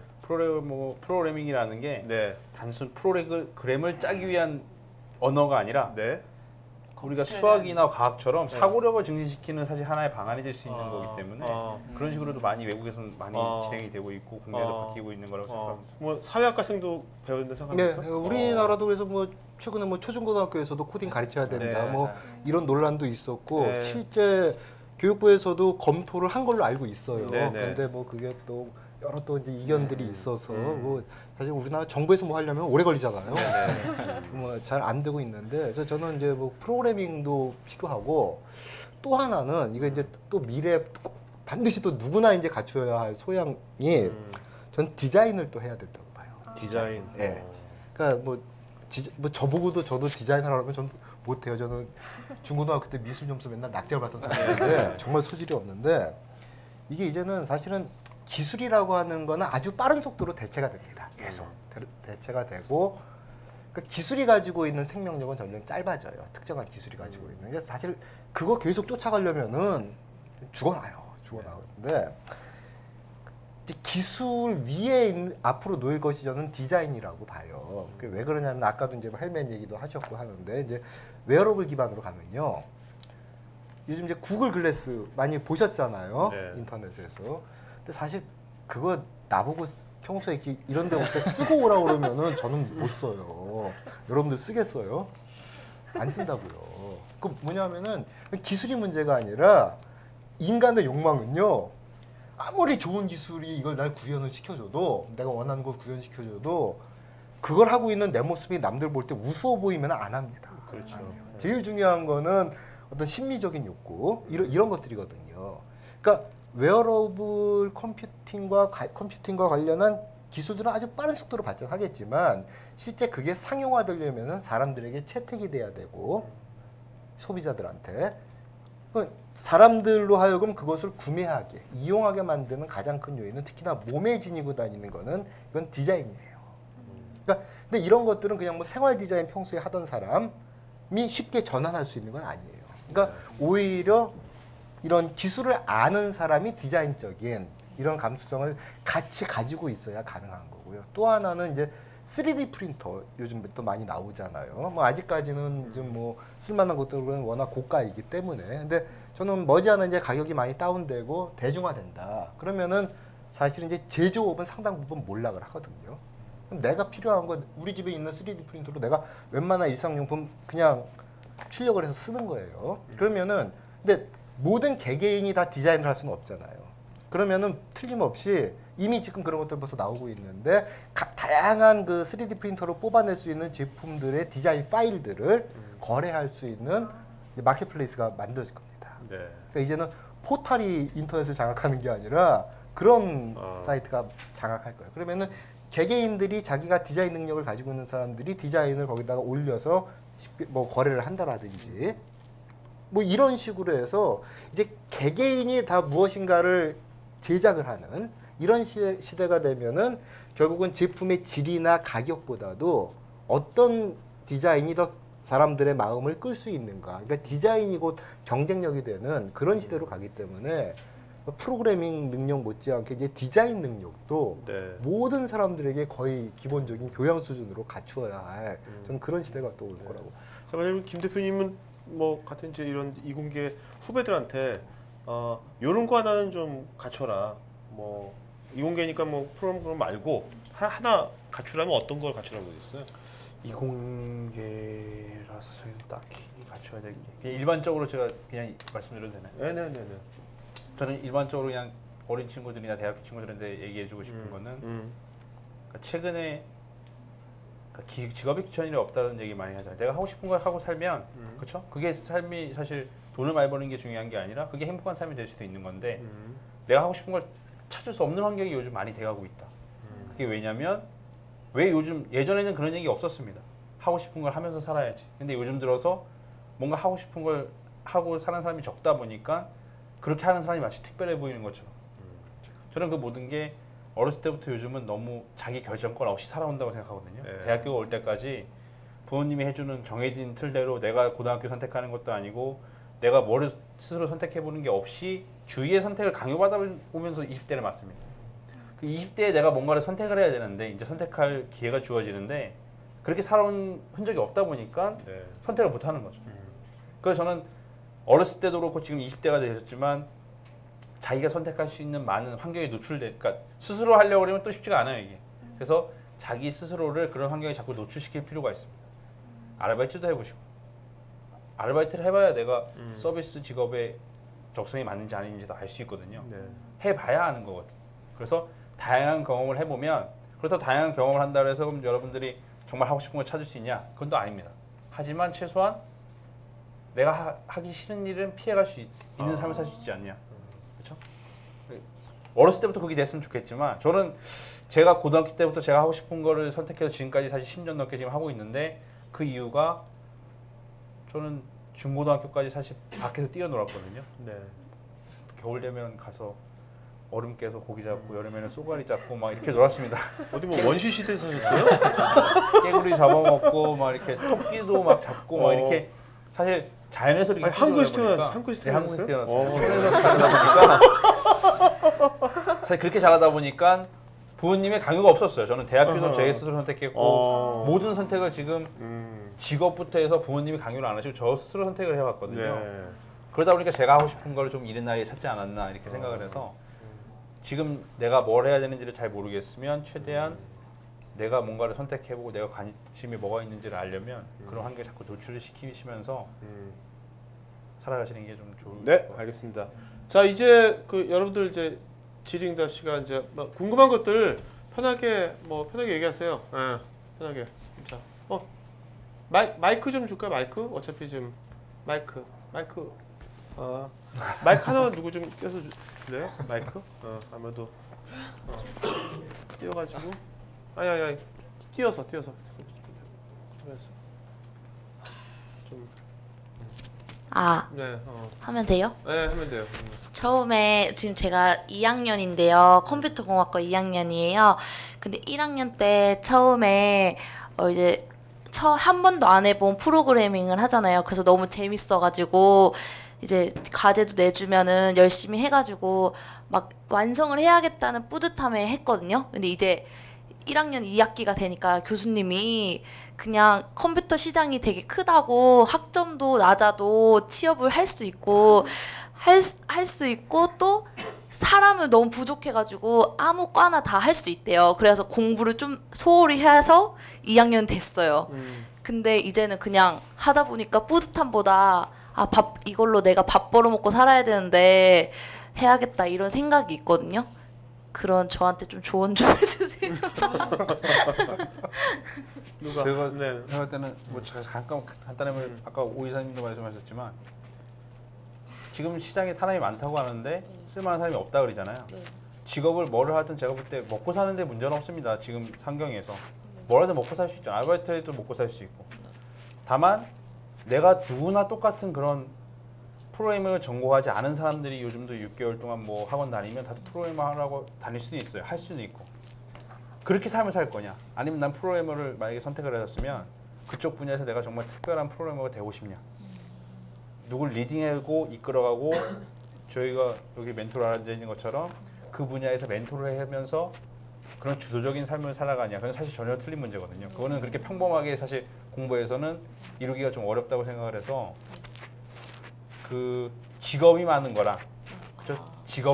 직업 뭐 이거를 많은 거랑 거기서 내가 어떤 사람이 되느냐 이건 전혀 틀린 문제라 그런 걸 갖고 판단하시는 건 좀 잘못된 게 아닌가. 대표님이잖아요. 예. 근데 솔직히 대표 하려면은 자원이 있어야 되는데 원래 집안에 돈이 많으세요? 예전에는 지원금이 적었습니다. 근데 요즘은 여러분들 아이디어만 있으시면 누구나 중소기업청에 내가 발표를 할 수 있어요. 저 이런 사업템을 갖고 뭐 사업을 하고 싶습니다라고 발표를 했을 때 거기에 다양한 또 업계의 멘토분들이 있습니다. 나이 많으시고 이제 경험 많으신 분들이 판단했을 때 저게 사업 아이템으로 될 것 같다 그러면 나라에서 저리로 빌려줍니다. 돈을 많이. 그런 제도가 잘 돼 있어서 돈을 전혀 한 푼이 없어도 아이디어만 갖고 시작할 수 있어요. 오이쌤도 뭐 조언 좀 해주시죠. 네. 학점 얘기하셨잖아요. 사실 게임 회사는 학점을 거의 안 봐요. 그 말씀하신 것처럼 그 학력이라던가 학벌을 많이 안 봐요. 근데 그렇다고 일을 못하는 사람을 뽑지는 않아요. 네. 그러니까 적어도 프로그래밍을 그러니까 이 사람이랑 같이 일을 할 수 그러니까 다 떠나서 이 사람이랑 같이 일을 할 수 있을 것인가 없을 것인가. 근데 이제 본인이 보기에 자기가 같이 무언가를 같이 만들 수 있을 것인가 같은 걸 좀 생각을 해봤으면 좋겠고 그리고 뭐 저는 사실 1학년 때 프로그래밍 굉장히 재밌었다 해갖고 사실 이제 그게 힘들거든요. 무슨 말인지 모르고 어렵다라고 하시는 분들 굉장히 많아요. 근데 이제 아 대단하시구나라고 느꼈는데 이제 좀 아니 소홀히 하는 건 상관이 없어요. 근데 자기가 하고 싶은 걸 해서 뭐 나는 학점은 별로 중요하지 않고 뭐 공부를 한다는 게 일단 컴퓨터의 원리가 어떻게 돌아가는지를 잘 알면은 포렌식 같은 것도 훨씬 잘할 수 있고 게임도 사실 밑에 단이 그걸 이해하느냐 안 하느냐가 엄청나게 차이가 있거든요. 근데 그걸 잘한다고 학점이 높은 건 아니에요. 네. 근데 그런 걸 한다고 학점이 떨어지는 거면은 뭐 전혀 걱정 안 하는데 아니 그 뭐 아무것도 안 하고 학점만 떨어졌다 그러면 좀 몹시 걱정이 되는 그런 느낌이에요. 그래서 사실 프로그래밍 배우는 게 가장 좋은 방법은 그거예요. 뭔가 만들어 보는 거. 필요한 걸 만들어 보세요. 그 바람의 나라 혹시 아시나요? 네. 바람의 나라가 어떻게 만들어졌는지 아세요? 송재경 대표님이 오브젝트 C를 오브젝트 C 아시죠? 네. 를 공부를 해야 하는데 그때 이제 오브젝트 C를 공부를 하는데 이거 갖고 뭘 할까? 나는 머드 게임 좋아하니까 게임 서버를 만들어 봐야지 하고 한글과 컴퓨터에서 만들던 게 바람의 나라로 건너갔어요. 뭔가를 프로그램 여러분들 다 잘 기억해 보세요. 프로그래밍 배울 때 가장 좋은 거는 뭔가를 만들어서 완성시키는 거예요. 과제나 기말고사가 아니라 물론 그렇게 한다고 학점이 올라가지는 않을 거예요. 네. 물론 그렇게 한 10년 정도 하면은 뭐 학점도 다 떼올 수 있을 만큼 쌓인다고 생각은 하는데 그러는 거죠. 네. 그래서 그런 쪽으로 조금 더 뭔가 완성시켜보고 뭔가 만든다라는 느낌으로 그 만들어서 완성시킨다는 쾌감이 사실 굉장히 크거든요. 프로그래밍에서는 그런 쾌감이 중독되면 이제 계속 프로그래밍 하는 거예요. 계속. 네. 그 프로그램도 이렇게 잘한 사람 프로그램 짠 거 보면요, 되게 아름다워요. 소스가 예술처럼 아주 아름다워요. 그렇다 그런 것처럼 여러분들 언어도 보면 영어도 잘하는 사람하고 못하는 사람한테 차이 나잖아요. 프로그램도 마찬가지거든요. 그러니까 그렇게 정말로 여러분들이 영어를 잘하면 되게 많은 거를 할 수 있잖아요. 그거로. 그런 것처럼 프로그램을 좀 잘하시면 지금 말씀하신 것처럼 생각하시는 것들을 서비스를 예를 들면 어떤 웹툰 작가하고 어떤 디자이너랑 같이 야 우리 이거 한번 해볼까? 요새는 뭘 하더라도 기술이 들어가거든요. 그럴 때 여러분들이 뭔가 프로그램 할 줄 안다면 거기에 낄 수 있는 거예요. 그 프로젝트에. 왜? 난 프로그램 할 수 있으니까. 이 사람 웹툰 작가, 영화 배우건 누군가 간에. 그 낄 수 있는, 왜? 도와줄 수 있으니까. 근데 여러분이 그걸 도와줄 수 있는데 여러분이 그 언어를 잘 못한다 그러면 그냥 그 사람은 잘 못 끼겠죠. 잘하는 사람이 끼겠죠. 그러니까 꼭 어떤 직장에 뭐 어느 직장에 들어갔냐 떠나가지고 앞으로는 되게 재밌는 프로젝트가 되게 많이 나올 거거든요. 여러 나라에서 여러 나라 사람들 언어도 이제 큰 배려가 아닐 거예요. 그럴 때 여러분들이 뭔가 지금 프로그램을 제대로 한다면 그 많은 다양한 사람들과 같이 낄 수가 있는데 아니면 끼지 못하잖아요. 얼마나 억울하겠어요. 그거 끼지 못하면. 안 그래요? 자, 또 질문. 네. 마이크 좀. 네. 네. 자, 말해요. 저는 오영우 기사님께 개별 질문 드리고 싶은데 현재 게임 시장이 콘솔 게임이랑 온라인 게임이 플랫폼이 그 줄을 이루고 있는데 하향세가 들어가고 있잖아요. 그리고 모바일 게임이 뜨고 있는데 이 스마트폰이 다 보급되어 있는 나라에서 모바일 게임이 온라인 게임이나 콘솔 게임에 비해 그런 중독성이나 플레이 시간이 적다고 생각하는데 이런 상향세가 언제까지 갈 거라고 생각하시는지 궁금해서 질문드립니다. 잠깐 제가 이제 질문을 조금 정리해 볼게요. 일단 모바일 게임이 콘솔 게임이나 온라인 게임보다 더 지금 시장이 크다라는 건가요? 상향세인데 발전하고 있다. 네. 근데 모바일 게임이 온라인 게임이나 콘솔 게임에 비해 중독성 같은 게 좀 낮잖아요. 이런 낮다는 게 이제 높다는 건가요? 아니면 낮다. 아래다? 플레이 시간도 좀 적다고 생각하는데 이런 상향세가 언제까지 이렇게 이루어져 나갈지가 궁금해서. 뭐 일단 아까 제가 모바일 디바이스가 계속 증가할 거라고 얘기를 했잖아요. 근데 저 이제 모바일 게임이랑 온라인 게임이랑 구분이 이제 점점 무의미해질 거라고 생각을 해요. 혹시 여러분 캔디 크러쉬 사가라고 하시는 분 계신가요? 이제 TV 광고도 하셨는데. 네. 그거 페이스북에서도 되고 모바일에서도 되고 뭐 아직 게임 기용으로는 안 나왔죠. 퍼즐 앤 드래곤 같은 경우에는 게임 기용으로도 나왔어요. 점점 그런 플랫폼 간의 그 구분이 무의미해질 테고 심지어 같은 게임을 다른 플랫폼에서도 이어서 즐길 수 있게 계속 갈 거거든요. 그래서 사실 플랫폼 구분은 크게 의미가 없는 것 같아요. 근데 이제 뭐 모바일 게임이 중독성이, 그러니까 저는 이제 중독성이 어떤 재미가 좀 덜해서 사람들이 오래 안 한다라는 거는 좀 동의하기 힘든 게, 이제 모바일 게임 하시는 분들 중에 이제 재력이 좀 되시는 분들은 한 달에 몇백만 원씩 쓰시는 분들도 계세요. 와.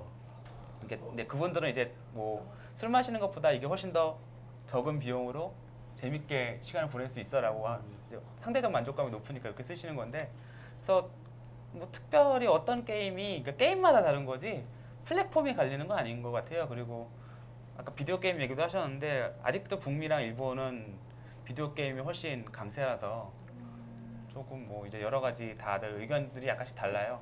좀 게임 자체도 약간씩 다르기도 하고.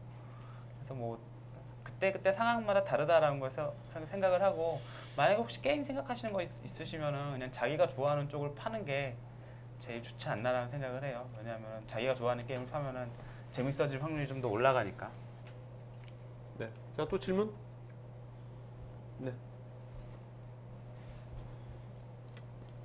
안녕하세요. 저는 사회과학 대학 행정학과 학생이에요.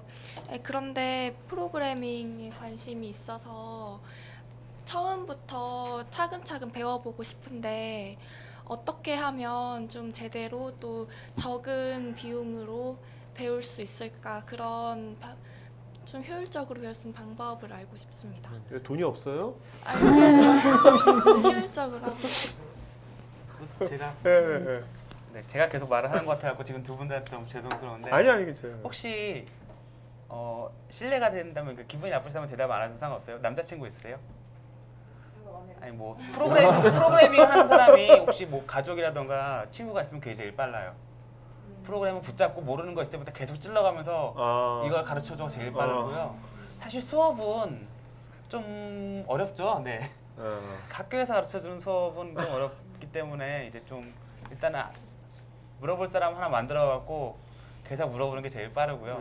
그다음 이제 랭귀지도 조금 C++이나 자바를 많이 추천을 하는데 기초가 없는 사람들이 그거 보다가 이제 난 못하겠어 하고 떨어져 나가거든요. 근데 요즘은 하도 쉽고 좋은 게 많아져갖고 시작은 쉬운 걸로. 어떤 거 예를 들면 어떤 거? 예를 들어 저는 파이썬 같은 걸 좀 파이썬? 추천하는 편이거든요. 네, 파이썬 랭귀지가 사회학에서도 많이 써요. 물리학 쪽에서도 많이 쓰고 요즘은. 옛날엔 다 C++ 썼는데 뭐 편한 라이브러리도 많아서 그래서 초등학생들을 대상으로 하는 파이썬 책 같은 게 미국에도 있고 한국에도 번역돼서 나왔어요. 이제 초등학생을 위한 파이썬이라고 대놓고 초등학생도 하는 건데 대학생 못하면 안 되겠네. 그거는. 그런 책들이 이제 굉장히 좀 쉽거든요 따라가기. 그리고 그걸로 만들 수 있는 것도 생각으로 굉장히 많아요.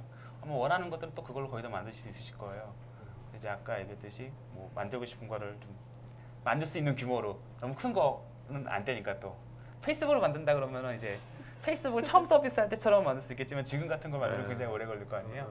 그런 느낌으로 이제 좀 작은 것부터 쉬운 언어로 만들어가면서 주변에 프로그래머 하나 꽂아서 밥 사주면서 물어봐라. 그게 제일 효과적입니다. 아니죠. 프로그래머 남자친구를 사귀면 걔가 밥을 사주면 다. 근데 자칫 잘못하면 계속 남자친구가 프로그래밍을 해주는 그러면 안 들어요. 네. 그러시겠네. 자기가 직접 해야지 그렇겠네. 다른 사람을 시키면 또 안 돼요. 이거는. 그렇겠네. 김 대표님도 추천할 만한 뭐 그런 거 있나요? 저도 뭐 요즘은 온라인에 정말 잘 돼 있어서 책을 사도 무료 강좌가 많고요. 온라인에 가도 커뮤니티가 좀 많이 돼 있어서 사실 네. 온라인에 그런 커뮤니티를 많이 이용하시면 거기서도 서로 질문을 할 수 있거든요. 주변이 없어도 그런 카페나 이런 데도 활성화되어 있는 게 많으니까 그렇게 접하시면 좋을 것 같습니다. 저도 이게 저는 이제 제가 질문 저도 이제 전 전기과 나왔고 컴퓨터 사이언스 했거든요. 근데 학부 때는 이제 한번 대학원 때도 파스칼을 되게 잘 짰어요. 근데 C를 안 했어요. 저는 C를 안 하고 그다음은 노락부다음부터는 이제 비즈니스를 했거든요. 쭉. 근데 요즘 와서 저도 이제 여러 가지 서비스를 하고 하다 보니까 이거 좀 워드프레스나 그런 것들을 좀 더 잘 수고하면 더 좋을 것 같은데 여러 가지를. 그래서 제가 지금부터 배워도 늦지 않을까? 어떻게 생각하세요? 저는 배우는 게 맞는 건가 제가? 근데 뭐 많이들 홈페이지 만드시는 분들이 계시잖아요. 그러니까 저는 개발자하고 좀 이렇게 서로 같이 코웍을 할 때 내가 그걸 좀 더 잘 알면 더 이게 더 쉬울 것 같아서요. 내가 다 개발한다기보다는 그런 의미에서. 디자인 얘기하셨잖아요. 아까 자기 머릿속에서 꺼내는 거는 자기가 직접 하는 게 제일 빠르고요. 네. 어쨌든 그걸 위해서라도 해두시면 좋다고 생각하는 코웍은 뭐 사실 맞을 때가 있고 안 맞을 때가 있고 그러니까 코웍을 위해서 배운다는 건 잘 모르겠어요. 그래요. 근데 이제 그 말씀하시니까 제가 이제 그 학과를 올해 새로 만들었다고 그랬잖아요. 네네네. 그래서 학과 만들기 위해서 이제 이런 수요가 업계에 있을까 싶어서 네. 좀 웬만한 좀 유명한 모바일 관련 기업들 경영진들 좀 인터뷰를 해봤는데 네. 한결같이 똑같은 이야기들이 나온 게 뭐냐면요. 사실 프로그래머들은 많다. 사실은. 그러니까 뭐 꼭 좋은 프로그래머는 아니어도 요즘 또 이제 젊은 친구들은 대부분 다 회사에서 계약직으로 많이 채용을 하니까 계약직으로 쓸만한 프로그래머들은 많은데 사람이 없다라는 게 그거예요. 그러니까는 얘들이 코딩을 하는데 이걸로 도대체 어떤 서비스가 나올지에 대한 그림은 없이 기계적인 코딩을 빠르게 잘하는 친구들은 많다. 근데 우리가 필요한 사람은 그런 큰 기획의 그림을 머릿속에 그려서 그걸 반영한 프로그래밍을 할 수 있는 이런 사람들은 참 찾기가 힘들다. 똑같이 그런 얘기를 하거든요. 그러니까 우리 사실은 고피디님도 어떻게 보면 이제 그런 그림은 있는데 그렇죠. 거꾸로 나는 프로그래밍이 안 되니까 조금 이제 코웍을 했을 경우에는 그런 걸 요구하시는 거 아니에요. 그러니까 딱 지금 기업이 요구하는 이제 그러니까 요즘 워낙 오픈소스에 매시업에 이러니까 내가 다 만들 필요도 없잖아요. 그럼요. 그러니까 뭔가 요거와 요거를 어떻게 연결시킬까를 하는 데 있어서 제가 좀 짜면 그 촉이도 훨씬 더 많이 생길 것 같아가지고요. 그래서 그런 것들. 자, 또 질문. 네. 또 없어요? 질문? 네. 질문 없으면 학생 MC 마지막으로 정말 물어보고 싶은 거 하나씩만 물어보죠. 네. 뭐 어떤 분이 좋으니까 궁금한 거 정말 물어보고 싶은 거.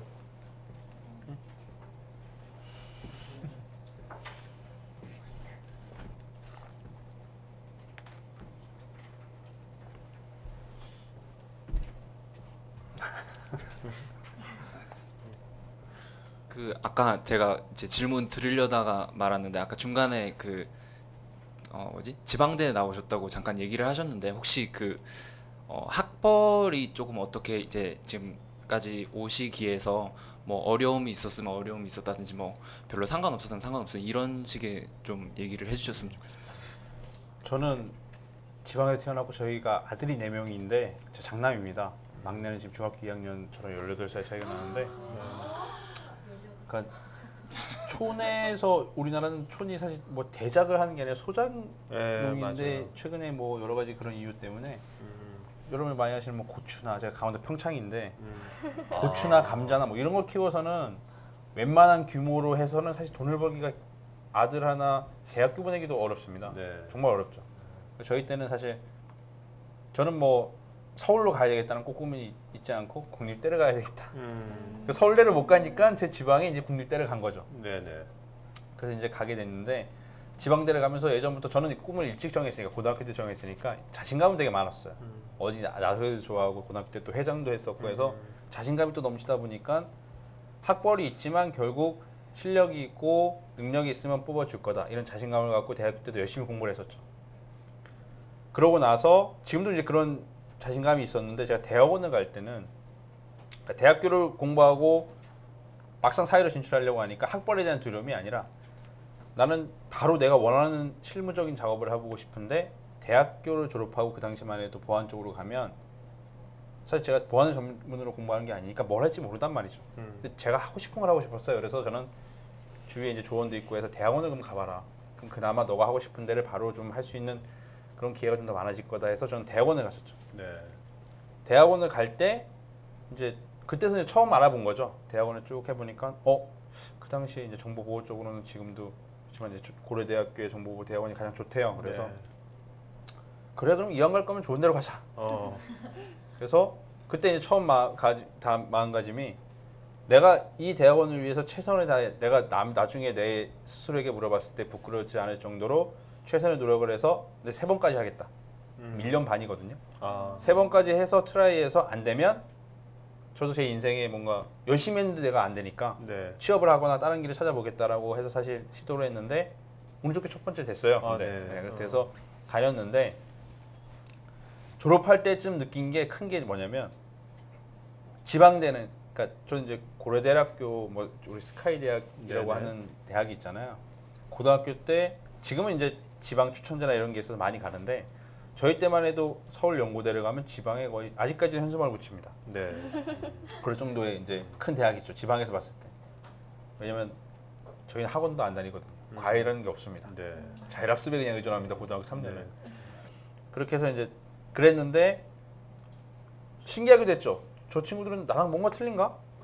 저 나름 지방대에서 군대 제대하고 그렇죠. 나서 열심히 네. 해서 나름 학과에서 나름 인정을 받거든요. 그래서 인정받았고 나름 잘하는 친구들 그룹이 있었는데 뭔가 틀린가 한번 부딪혀보고 싶어서 갔어요. 네. 거기서 느낀 건 이겁니다.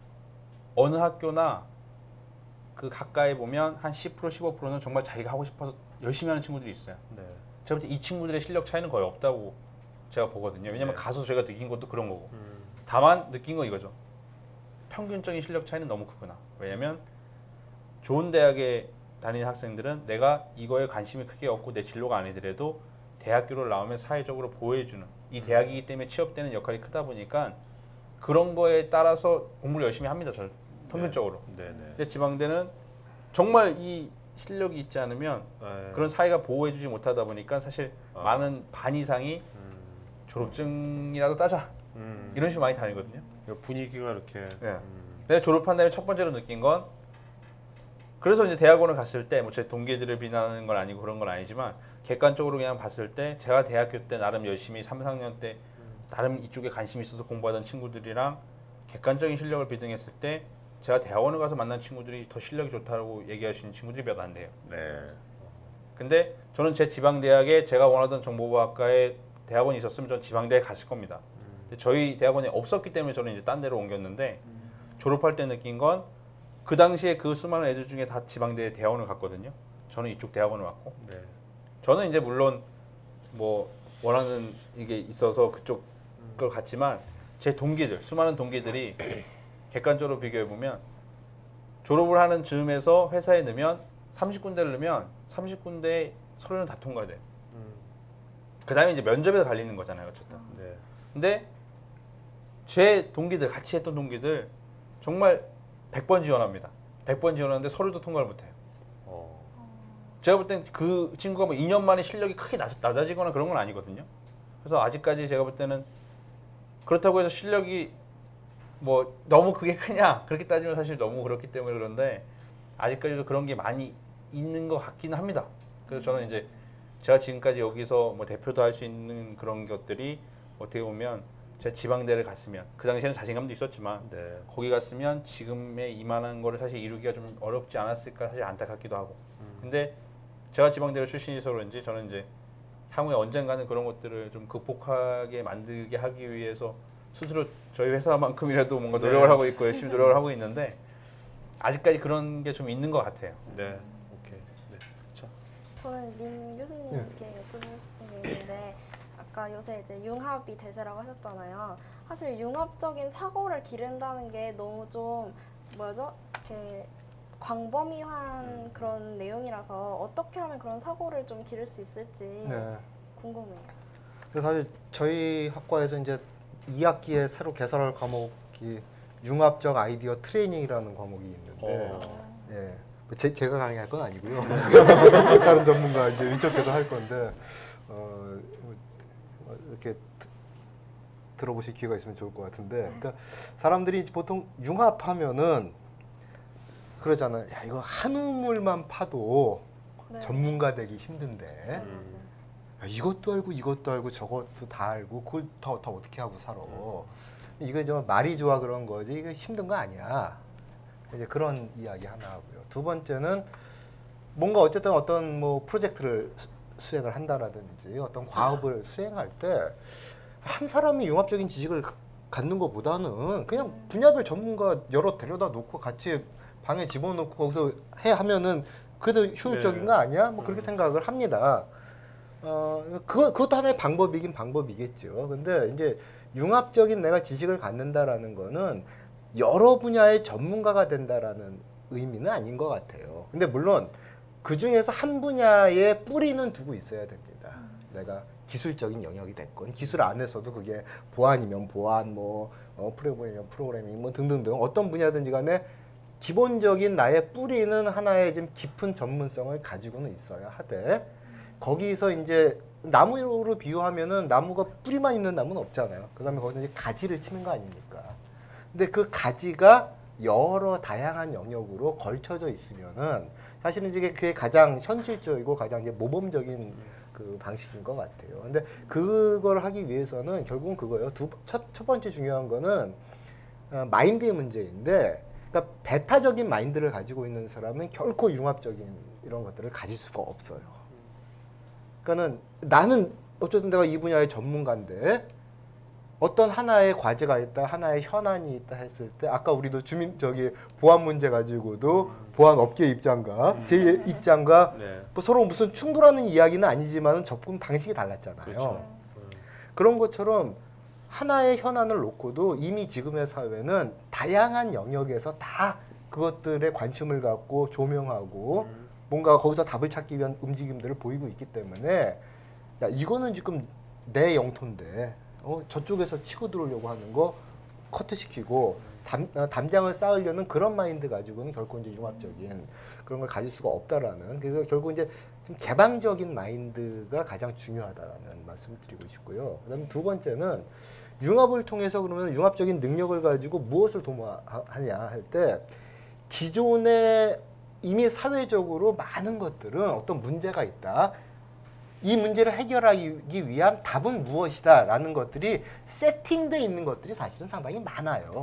세팅이 돼 있는데 못하는 것들이 있을 뿐입니다. 어떤 거는 이게 법제도의 한계 때문에 아까도 규제 얘기 나왔지만 게임 같은 경우에 규제가 있어서 못하는 거 있고, 어떤 거는 예산, 돈이 없어서 못하는 것도 있고, 뭐 어떤 거는 뭔가 정서적으로 아직까지 공감이 안 돼서 못하는 것들도 있고, 그러니까 세팅된 답은 있는데 그걸 못하고 있는 거는 그걸 하기 위한 그 장벽만 해결하면 문제는 해결이 돼요. 근데 융합적인 방식으로 푸는 것들은 기존에 나와 있는 답을 찾는 것이 아니라 기존과는 다른 방식으로 뭔가 답을 찾아내고 기존과는 다른 방식으로 기존에 없던 무엇인가를 새롭게 창조해내고 이런 것들을 도모하는 데는 10명의 전문가를 한 자리에 각각의 다른 분야의 전문성을 가진 10명의 전문가를 한 자리에 모으는 것보다는 한 두세 영역의 융합적인 능력을 가진 사람 한 두세 명이 같이 머리를 맞대고 하는 것이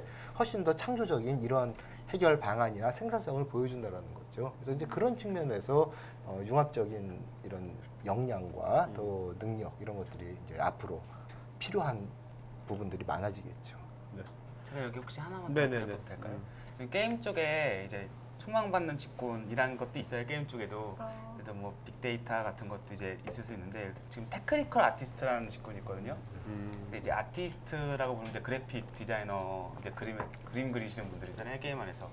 사실 생각해 보면 이제 가장 기술이랑 게임 안에서도 기술이랑 멀 것 같은 느낌인데 그 앞에 테크니컬이라는 말이 붙었어요. 그분들은 프로그래밍을 해요.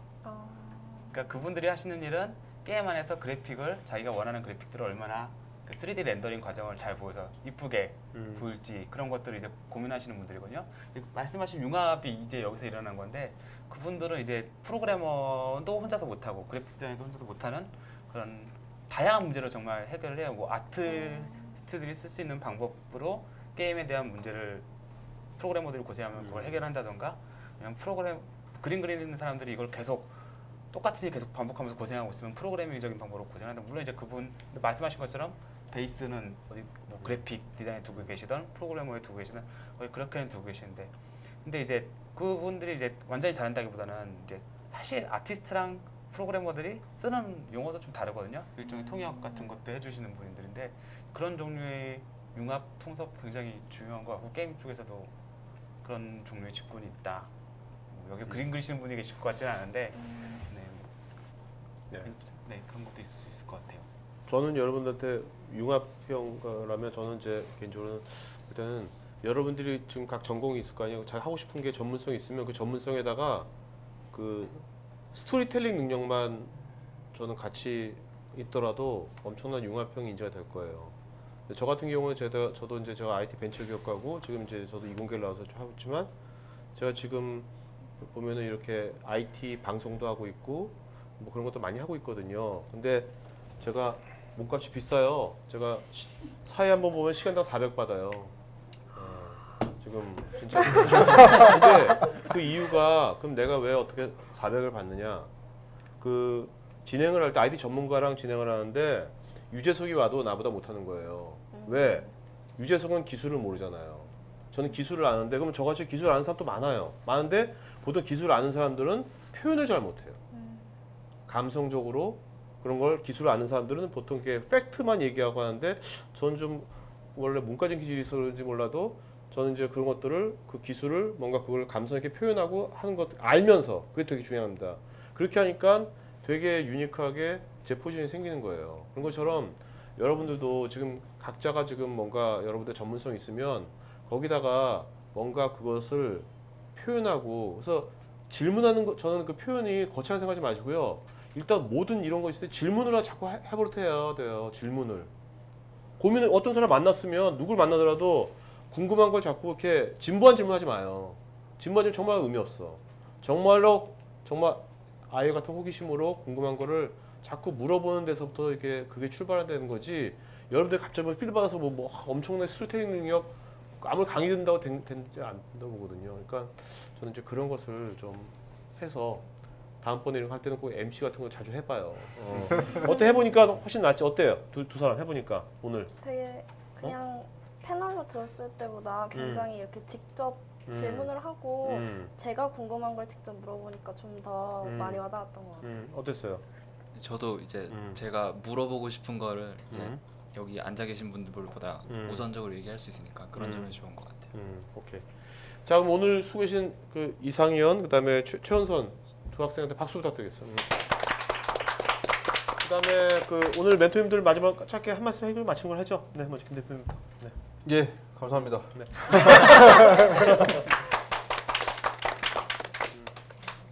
너무 짧게 해서 조금만 길게. 네네네. 제 삶의 모토가 옛날에 그 싸이월드 미니홈피 많이 할 때 제 미니홈피 그 문패에 뭐라고 써놨냐면은 일단 한번 부딪혀 보자. 이게 써놨는데 이게 제 삶의 목표예요. 그래서 정말 아까 제가 실패를 두려워하지 말고 여러분들은 실패해도 크게 손해 보지 않을 그럴 지금 세대니까 정말 실패를 두려워하지 말고 뭐가 됐든지 간에 그냥 부딪혔으면 좋겠어요. 끝. 네. 네. 저는 이제 여기 계신 분들이 다 프로그래밍 관심 있으시다니까 그게 너무 좋고요. 네. 다 일단 세상을 바꿀 수 있는 직종이라고 생각을 해요. 뭔가를 만들어서 그거 꼭 다 뭔가 만드실 수 있는 분들이 되셨으면 좋겠어요. 네. 자, 그럼 오늘 이것으로 오늘 그 진로 멘토링 TV 오늘 약간 시간이 길어졌는데 그래도 오늘 좋은 시간 된 것 같습니다. 자, 그러면 내일은 빅데이터 또 사물 인터넷 그죠? 또 전문가 두 분 모시고 또 내일 가져니까요. 관심 있는 분들 계속 시청해 주시기 바랍니다. 자, 이것으로 마치도록 하겠습니다. 네.